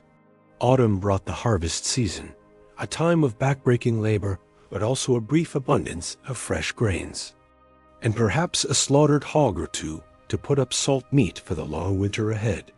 Ah, winter, the leanest and most dreaded of seasons for the medieval peasant. As the days grew short and the nights bitter cold, families huddled around smoky hearths, bellies pinched with hunger. What little food remained from the harvest had to be carefully hoarded, doled out in small portions to make it last until spring. This was the time of year when the pottage grew thinner and more watery, the bread even harder and more tooth-breaking. Starvation was a constant specter, waiting to claim the weak and vulnerable. It's hard for us to imagine such a precarious existence, where a single failed crop could spell doom for an entire village. Yet for most people in the Middle Ages, this was the grim reality of daily life. They lived at the mercy of the elements, the nobility, and the often cruel whims of fate. A mouth to feed was a burden as much as a blessing, another empty belly to fill from limited resources. Even those slightly higher up the social ladder, like skilled craftsmen or prosperous freemen, rarely enjoyed much better fare than their poorer neighbors. A bowl of pottage might be enriched with a bit of precious butter or a scrap of meat, but the fundamental monotony remained. The same could be said for the monks in their abbeys and monasteries. While they generally ate better than the laity, subsisting on bread, cheese, fish, and ale, their diet was still quite Spartan by modern standards. Rich spices and exotic ingredients were reserved for the tables of the nobility. Speaking of ale, it was the common drink of the Middle Ages, consumed by young and old alike. Clean drinking water was often scarce, and the fermentation process provided some protection against waterborne illnesses. But even this small comfort could be adulterated by unscrupulous brewers, stretching their product with unsavory additives. Dishonest bakers might do the same with bread, mixing the precious wheat flour with cheaper grains, bran, or even sawdust and chalk. Such deceits were officially frowned upon and could be harshly punished if discovered, but the desperate realities of the time made them all too common. This was a world where food was a daily struggle, a relentless cycle of toil and hunger for all but a privileged few. The nobles in their grand halls, dining on elaborately prepared dishes and fine wines, seemed to inhabit an entirely different plane of existence from the grimy, half-starved peasants working their lands. It was a stark divide, one that bred resentment and sometimes open rebellion. But more often it bred a sort of grim resignation and acceptance that this was simply the way things were. A peasant's lot was to suffer and endure, to eke out a meager living from an unforgiving land and hope for a better life in the hereafter. Yet even in the midst of such hardship, there were small moments of respite and celebration. Holidays and feast days provided brief glimpses of plenty, when even the poorest might enjoy a bit of meat or a sweet pastry. Weddings, christenings, and other milestones were marked with communal meals, a chance for neighbors to come together and share what little they had. These fleeting moments of conviviality made the hard times more bearable, a reminder that even in the face of great adversity, the human spirit could endure. And endure they did, these hard-bitten medieval folk. They bore their burdens with a stoicism and tenacity that is hard to fathom from our modern vantage point. They faced each day with grim determination, knowing that survival depended on their own hard work and cunning. In a world where starvation was always lurking just around the corner, there was no room for idleness or self-pity. Perhaps that's why tales of great feasts and fantastical foods held such appeal in medieval popular culture. In a society where hunger was the norm, stories of tables groaning under the weight of succulent meats, fresh fruits, and sweet delicacies offered a tantalizing escape from reality. Myths and legends often featured magical cauldrons that never ran empty or enchanted lands where no one ever went hungry. These fanciful tales spoke to a deep, unquenchable yearning for plenty in a world defined by scarcity. But while the medieval peasant might dream of such wonders, their daily reality remained one of unrelenting hardship. The specter of famine was never far away, ready to descend at the first sign of blight or drought. And even in good times, the diet of the common folk was woefully inadequate by modern nutritional standards, heavy on grains and light on pretty much everything else. It left much of the population malnourished and susceptible to disease. This chronic malnutrition had far-reaching effects on medieval society. It stunted growth, weakened immune systems, and made childbirth even more perilous than it already was. It sapped strength and vitality, leaving peasants ill-equipped to handle the backbreaking labor that was their lot in life. And it contributed to the general sense of misery and desperation that hung over so much of the medieval world like a pall. Yet despite it all, life went on. Crops were planted and harvested, babies were born and raised, and the great wheel of existence kept turning. The medieval peasant might not have had much in the way of material comforts, but they had their faith, their family, and their community to sustain them. They found joy where they could, in the simple pleasures of a warm fire on a cold night or a full belly after the harvest feast. And they endured, season after brutal season, with a resilience and fortitude that's hard not to admire.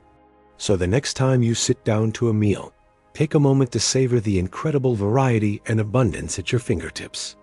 Spare a thought for your medieval ancestors who lived and died by the whims of the harvest, and be grateful for the centuries of progress and plenty that separate us from those grim, hungry times. Because while the medieval peasant might have dreamed of a magical land of endless feasts, we're lucky enough to live in a world where that dream is tantalizingly close to reality. And that's a privilege we should never take for granted. The plight of the medieval peasant was further compounded by the unbalanced nature of their diets. While the nobility feasted on a cornucopia of meats, fruits, and vegetables, the average serf subsisted on a meager fare dominated by grains. Porridge, gruel, and coarse bread formed the backbone of their sustenance, supplemented by whatever small morsels they could eke out from their labors. A typical peasant family might count themselves fortunate to have a cow, a pig, or a small flock of chickens.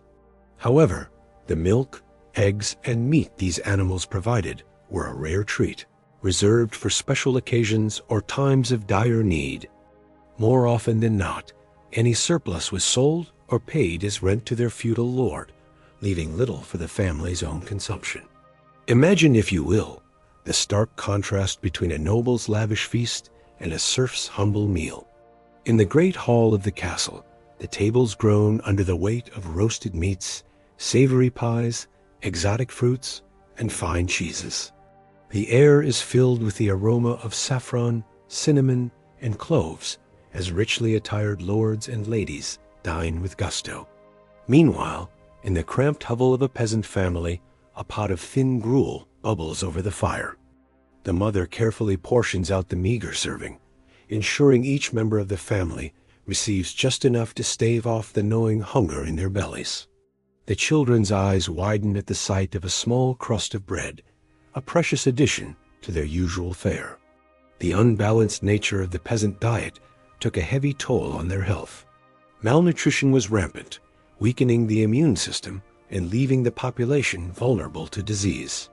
Scurvy, caused by a lack of vitamin C, was a common affliction, leading to bleeding gums, loose teeth, and eventually death if untreated.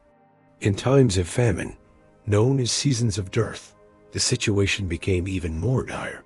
Crop failures due to drought, flooding, or pests could spell disaster for entire regions. With no reserves to fall back on, peasant families were left to starve, their weakened bodies succumbing to hunger and disease. One particularly harrowing tale comes from the chronicler Henry of Livonia, who described a famine in the early 13th century. He wrote of peasants driven to such desperation that they resorted to eating dogs, cats, and even the corpses of the dead. While such extreme measures were rare, they serve as a grim reminder of the precarious nature of life for the medieval peasantry. The unequal distribution of food in medieval society was a stark reflection of the rigid class hierarchy that defined the era.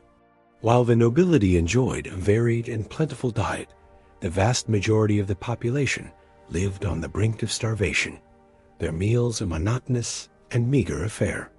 This disparity would persist for centuries, with only gradual improvements in agricultural techniques and social reforms slowly narrowing the gap.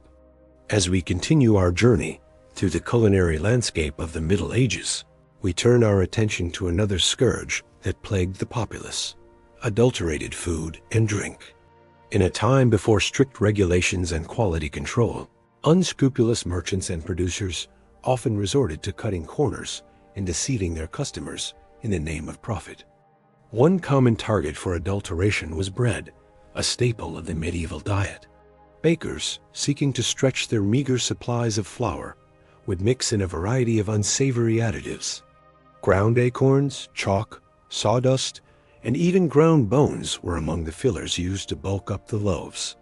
The resulting bread was often dense, gritty, and lacking in both flavor and nutrition. Ale and wine, the favored drinks of the era, were also subject to tampering. In a time when clean drinking water was often scarce, these fermented beverages were seen as a safer alternative. However, unscrupulous brewers and vintners would often water down their products to increase their profits, resulting in weak, insipid drinks that did little to quench the thirst or lift the spirits. The story of Agnes, the alewife, illustrates the temptation to adulterate one's wares. Agnes, a widow struggling to make ends meet, relied on the meager profits from her small brewing operation to support herself and her children. One particularly lean year, with the price of grains soaring and her customers dwindling, Agnes made the fateful decision to water down her ale, stretching her limited supply to sell more volume. At first, her deception went unnoticed, and Agnes breathed a sigh of relief as the coins clinked into her purse. However, word soon spread of the weak, tasteless brew, and her once loyal customers began to seek out other alehouses. Agnes' reputation was ruined, and she was forced to close her doors, leaving her family to face an uncertain future. While medieval authorities did attempt to regulate the quality of food and drink, enforcement was often lax and inconsistent. The Assize of Bread and Ale, a 13th century English law, set strict standards for the weight and price of these staples, but bakers and brewers found creative ways to skirt the rules. Fines and public humiliation were common punishments for those caught adulterating their products, but the lure of easy profits often outweighed the risk of getting caught. The prevalence of adulterated food and drink in medieval society added yet another layer of misery to the already challenging lives of the common people. Not only were their diets monotonous and nutritionally deficient, but they also had to contend with the constant threat of being cheated or sickened by unscrupulous producers. It was a harsh reminder of the powerlessness of the masses in the face of a system stacked against them. As we delve deeper into the realities of medieval food, it becomes increasingly clear that the romantic image of a bountiful rustic past is a far cry from the truth. For the vast majority of the population, eating was a daily struggle, fraught with scarcity, monotony, and the ever-present specter of adulteration. In a world where food was quite literally a matter of life and death, the medieval peasant had little choice but to make do with whatever meager sustenance they could scrape together. But the challenges of medieval dining were not limited to the quality and quantity of the food itself. The very environment in which people ate was often a source of discomfort and even danger. In our next chapter, we will explore the unsanitary conditions that plagued the medieval world and how they contributed to the overall misery of the era's culinary landscape. Picture, if you will, a typical peasant dwelling in the Middle Ages. The small, cramped space is shared not only by the human occupants, but also by a menagerie of livestock. Chickens peck at the dirt floor, while a pig roots in the corner, seeking out any stray scraps of food. The air is thick with the pungent aroma of unwashed bodies, animal dung, and wood smoke. In such close quarters, the line between living space and barnyard was often blurred. Livestock were kept indoors not only for their own safety, but also for the warmth they provided during the cold winter months. However, this practice came at a steep price in terms of sanitation and hygiene. Animal waste, combined with the general lack of cleanliness, created a breeding ground for disease. Flies buzzed incessantly, spreading filth and contamination from one surface to another. The very food that the peasants relied on for survival was often tainted by the unsanitary conditions in which it was prepared and consumed. The consequences of this lack of hygiene were dire. Digestive ailments, parasitic infections, and food poisoning were common occurrences, sapping the strength and vitality of the population. Even the highest echelons of society were not immune to the dangers of contaminated food, as the story of King John of England illustrates. In the year 1216, King John was on the move, campaigning against rebel barons who sought to limit his power. During a stay at the town of Lynn, he indulged in a feast of peaches, a rare treat for the time. However, unbeknownst to the king, the peaches had been improperly stored and had begun to rot. Consumed by hunger and a love of exotic fruits, John ate his fill, only to fall violently ill shortly thereafter. Racked by dysentery and fever, the king's health rapidly deteriorated. He pressed on with his campaign, but his weakened state left him vulnerable to the elements. Crossing the treacherous tidal flats of the Wash, John's baggage train was lost to the rising waters, taking with it his crown jewels and other treasures. The king himself narrowly escaped with his life, but his days were numbered. Less than 2 weeks later, he succumbed to his illness, his reign cut short by a simple meal of tainted fruit. King John's fate, while perhaps more dramatic than most, was not uncommon in a world where food safety was a rare luxury. The medieval landscape was a veritable minefield of potential hazards, from spoiled meat to contaminated water sources. Even the air itself could be a source of danger, as the miasma theory of disease held sway. According to this belief, foul odors and bad air were the primary culprits behind the spread of illness. Medieval cities, with their narrow, winding streets and piles of festering garbage, were seen as particularly noxious environments.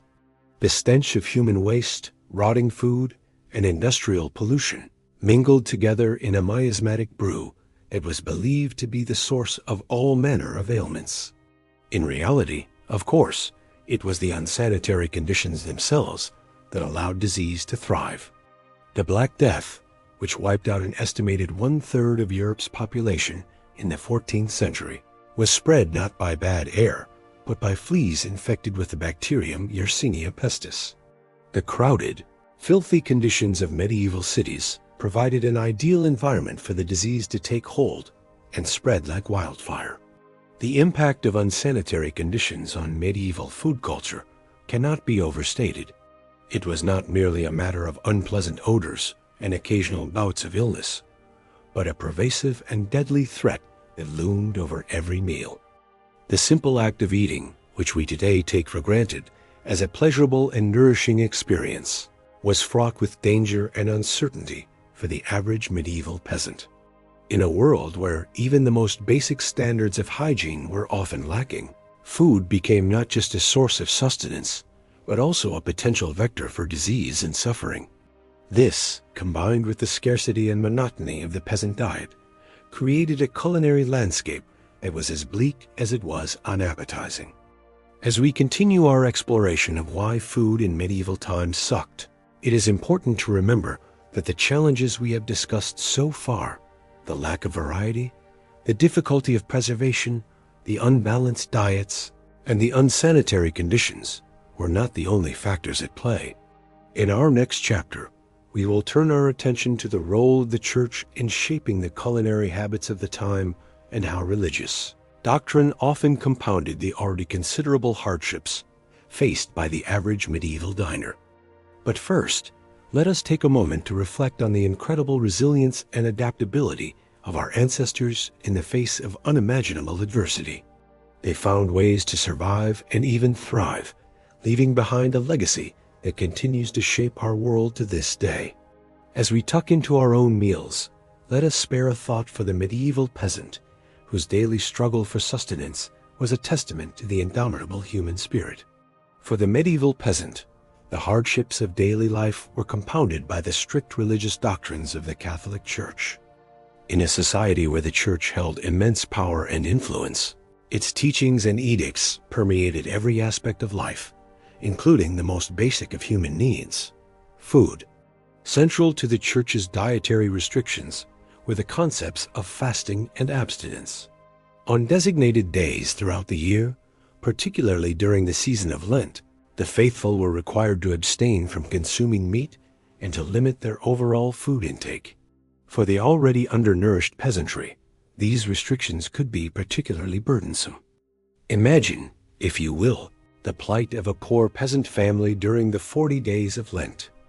Already subsisting on a meager diet of gruel and bread, they were now expected to forego even the occasional scrap of salted pork or dried fish that provided a modicum of flavor and sustenance to their meals. The growling of empty stomachs became a constant companion as they struggled to maintain their piety in the face of gnawing hunger. The story of John and Matilda, a fictional but all too typical peasant couple, illustrates the hardships faced by many during this time. With a small plot of land and a few scrawny chickens, they barely managed to feed themselves and their 3 children during the best of times. When Lent arrived, they dutifully put away their meager stores of preserved meat and resigned themselves to a diet of thin gruel and boiled turnips. As the days wore on, their energy flagged and their tempers frayed. The children, too young to understand the reasons behind their deprivation, cried incessantly from hunger. John, a devout man, struggled to maintain his faith in the face of such hardship, while Matilda secretly dreamed of the savory stew she would make when Lent was finally over. The couple's plight was not unique. Across the land, peasant families faced similar struggles, their already meager diets further restricted by the dictates of the Church. Some, driven by desperation, resorted to poaching in the royal forests, risking severe punishment if caught. Others simply went without, their bodies weakening and their spirits breaking under the weight of their devotion. While the intentions behind the Church as dietary restrictions were ostensibly noble, to encourage spiritual reflection and penance, their impact on the peasantry was often dire. In a society already plagued by scarcity and inequality, the added burden of religious fasting could be the difference between life and death. Yet, even in the midst of such hardship, there were glimmers of hope and compassion. Monasteries and abbeys, with their vast land holdings and well-stocked larders, often served as a source of food aid for the poor. Monks and nuns, bound by their vows of charity and hospitality, would distribute bread and ale to the hungry, providing a brief respite from the gnawing pain of an empty belly. One such story tells of a kind-hearted abbess named Hildegard, who upon seeing the gaunt faces of the peasants who came to her abbey, seeking alms, ordered her kitchens to prepare a hearty pottage of vegetables and barley to be distributed to all who asked. The grateful recipients, their spirits lifted by this unexpected act of kindness, returned to their homes with renewed strength and a glimmer of hope in their hearts. Such acts of compassion, however, were all too rare in a world where the divide between rich and poor was vast and unyielding. The Church, for all its teachings of love and charity, was often complicit in maintaining the rigid social hierarchy that kept the peasantry in a state of perpetual poverty and hunger. As we reflect on the role of religion in shaping the culinary landscape of medieval Europe, it is important to recognize the complex interplay of faith, power, and social inequality that defined the era. For the peasantry, food was not merely a matter of sustenance, but a daily reminder of their place in a world where even the most basic of human needs could be subject to the whims of the powerful.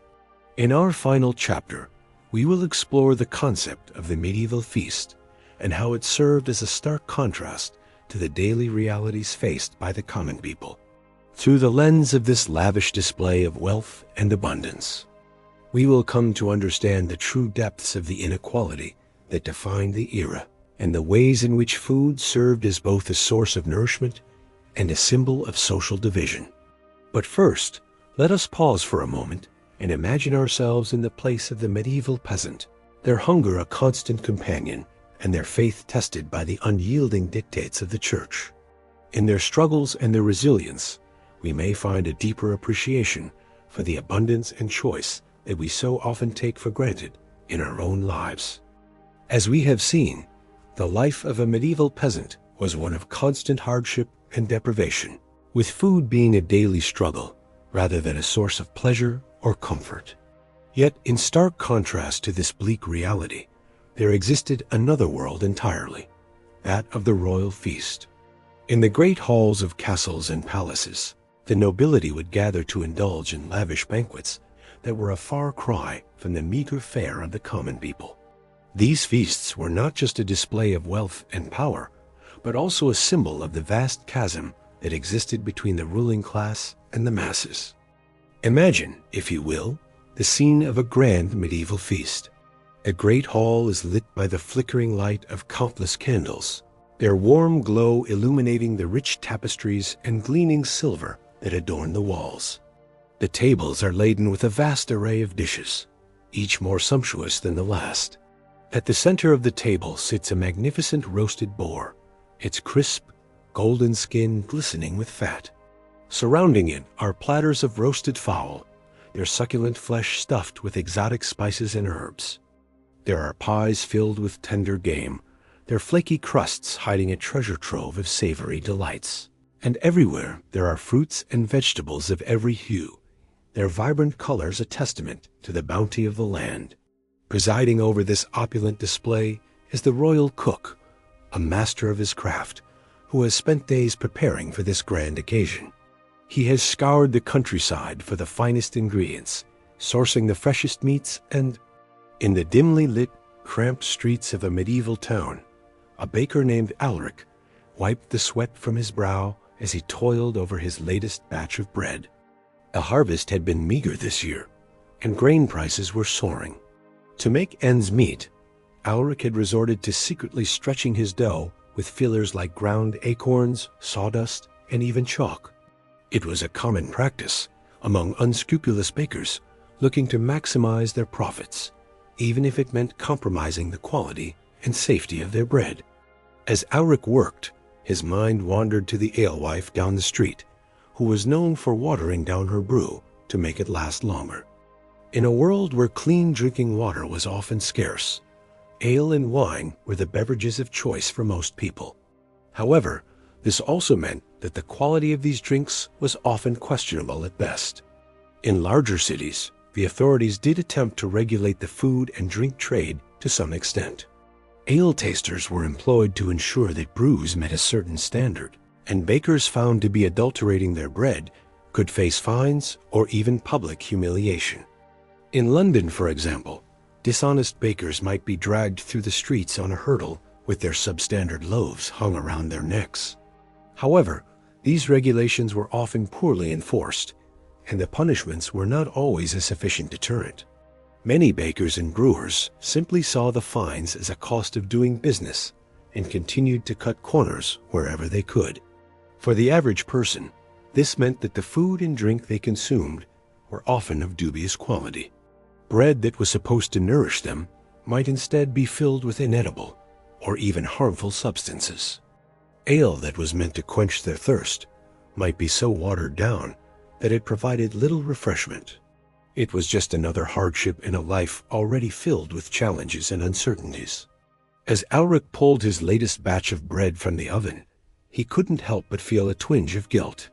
He knew that his customers trusted him to provide them with honest, wholesome food, but in a world where survival often meant cutting corners and bending the rules, he felt he had little choice.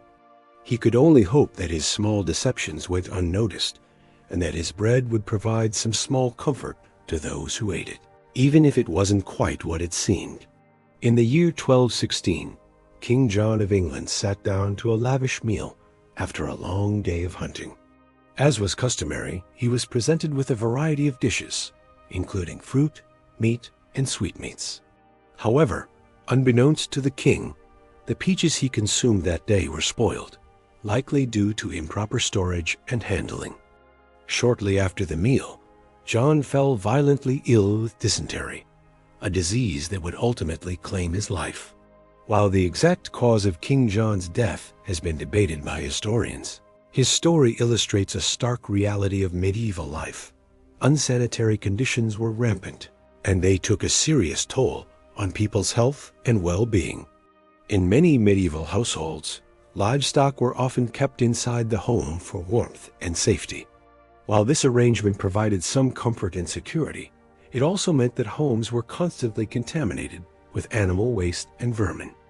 Fleas, lice, and rats were common companions, spreading disease and making life miserable for the home's human occupants. The situation was even worse in medieval cities, where garbage and human waste were often simply dumped into the streets or nearby rivers.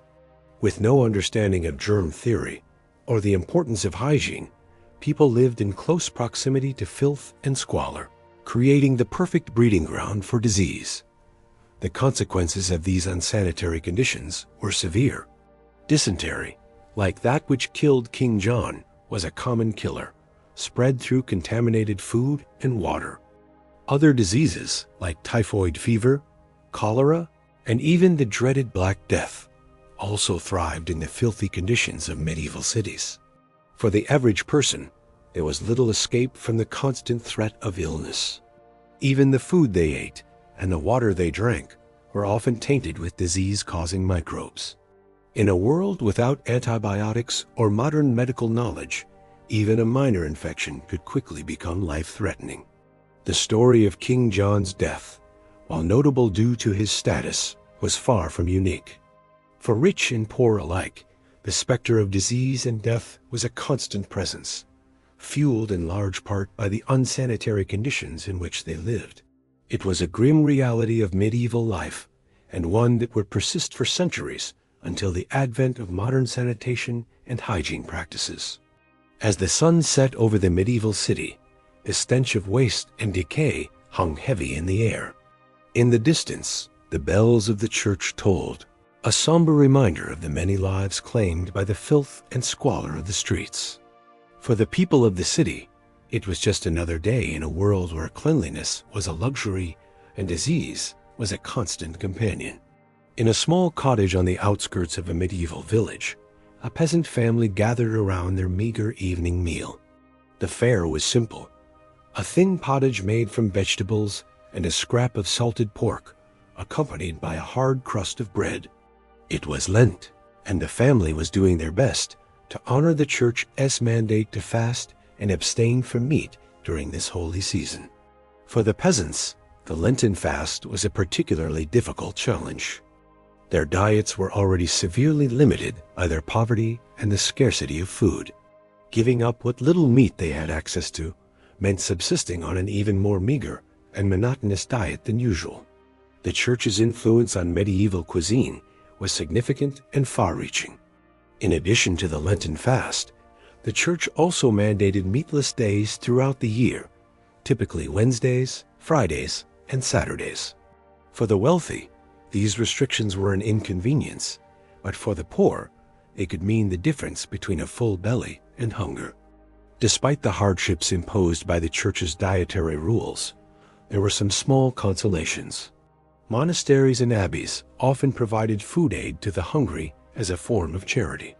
Monks and nuns would distribute bread, ale, and sometimes even meat to the poor, particularly on holy days and festivals. However, this charity was not always enough to alleviate the suffering of the peasantry. In times of extreme scarcity, some peasants resorted to poaching game from the royal forests, risking severe punishments if caught.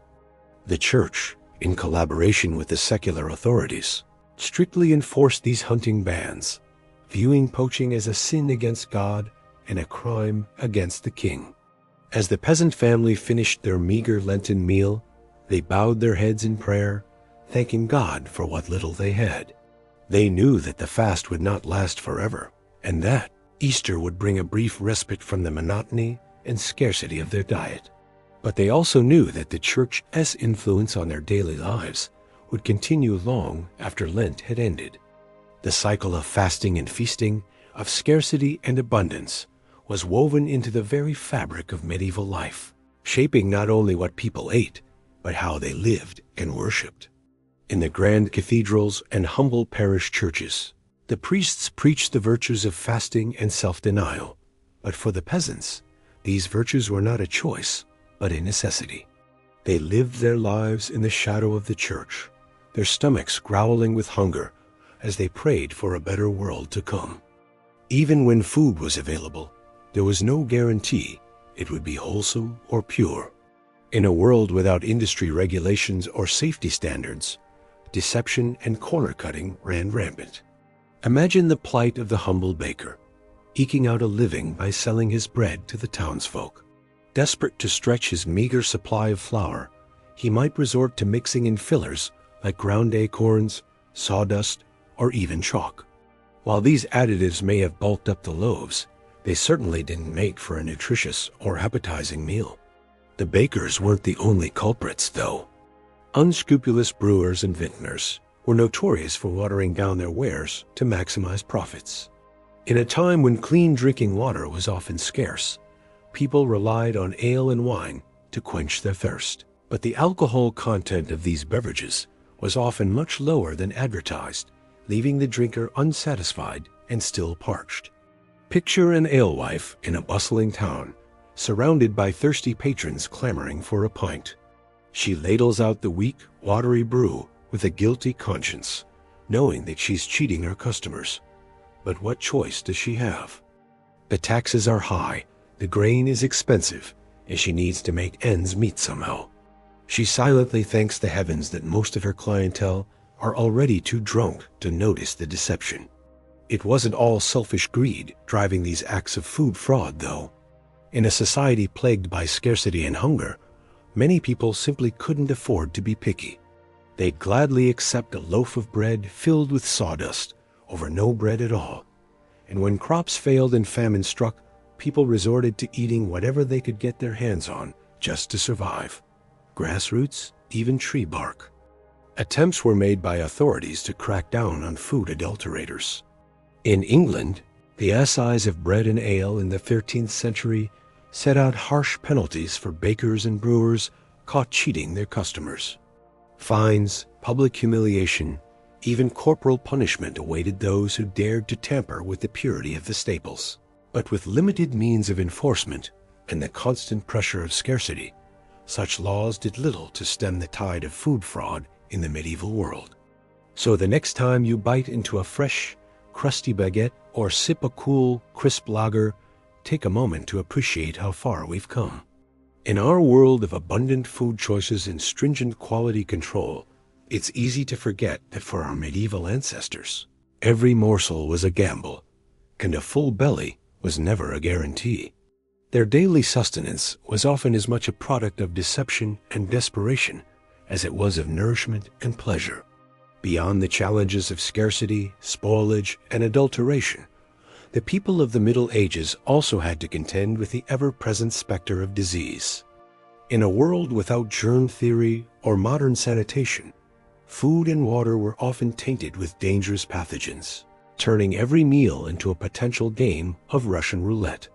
The very living conditions of medieval people conspired against any notions of food safety. Many peasants shared their humble cottages with their livestock, with animals like cattle and chickens living under the same roof as the family. While this arrangement provided some warmth and security for the beasts, it also meant that animal waste and insects were a constant presence in the home, contaminating food, water, and surfaces.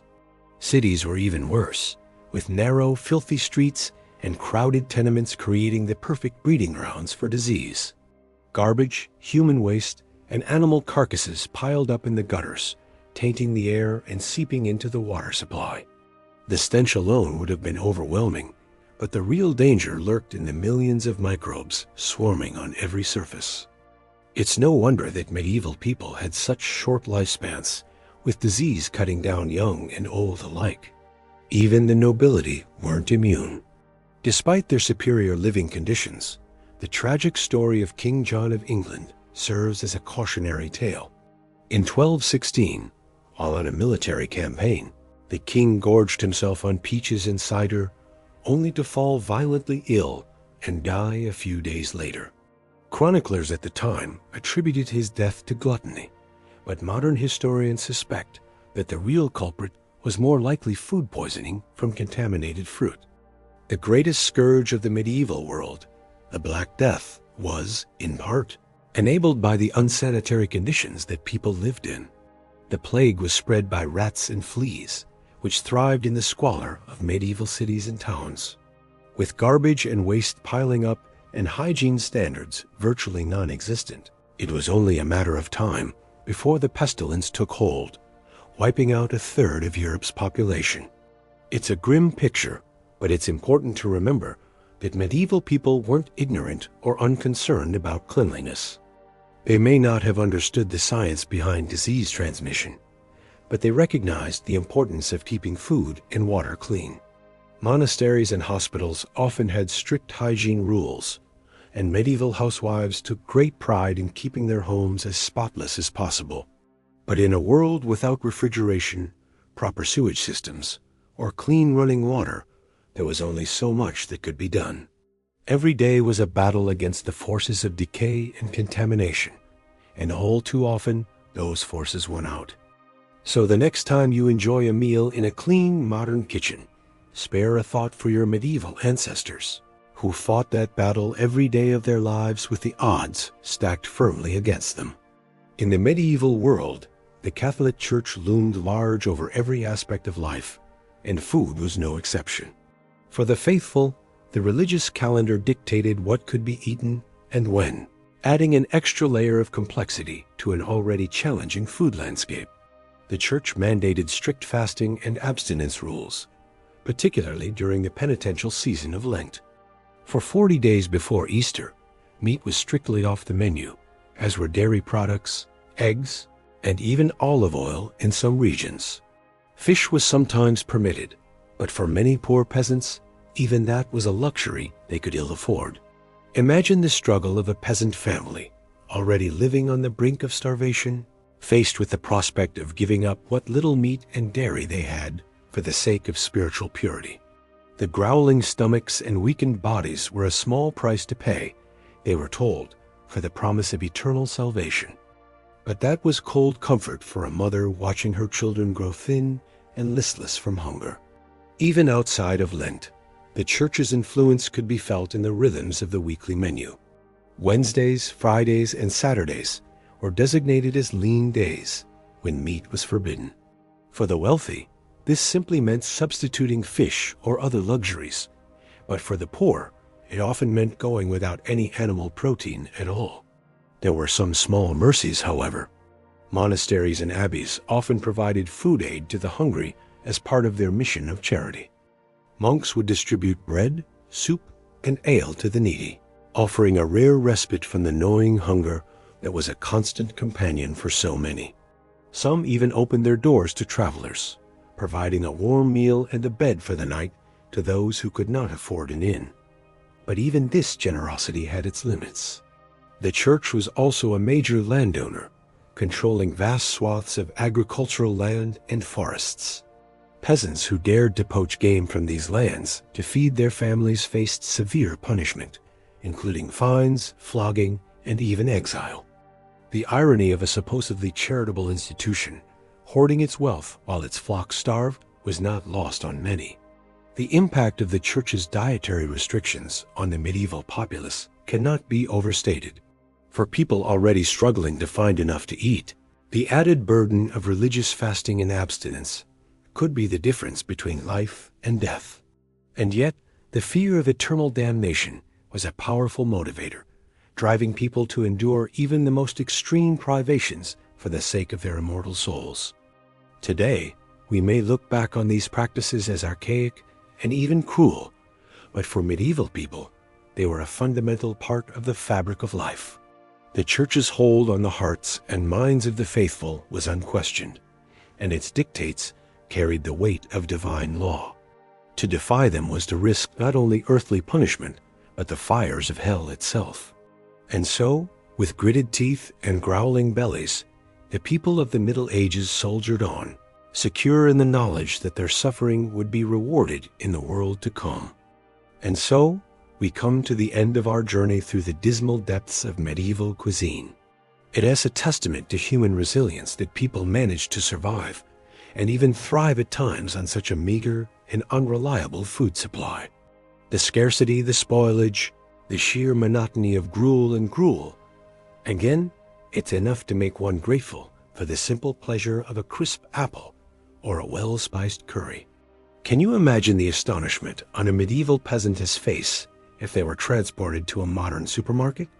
The gleaming aisles packed with more food than a king's banquet hall, the rainbow of fresh fruits and vegetables in the produce section, the fragrant loaves of bread that would have seemed like manna from heaven to a hungry serf, and the sheer abundance of it all, enough food to feed a village, all under one roof.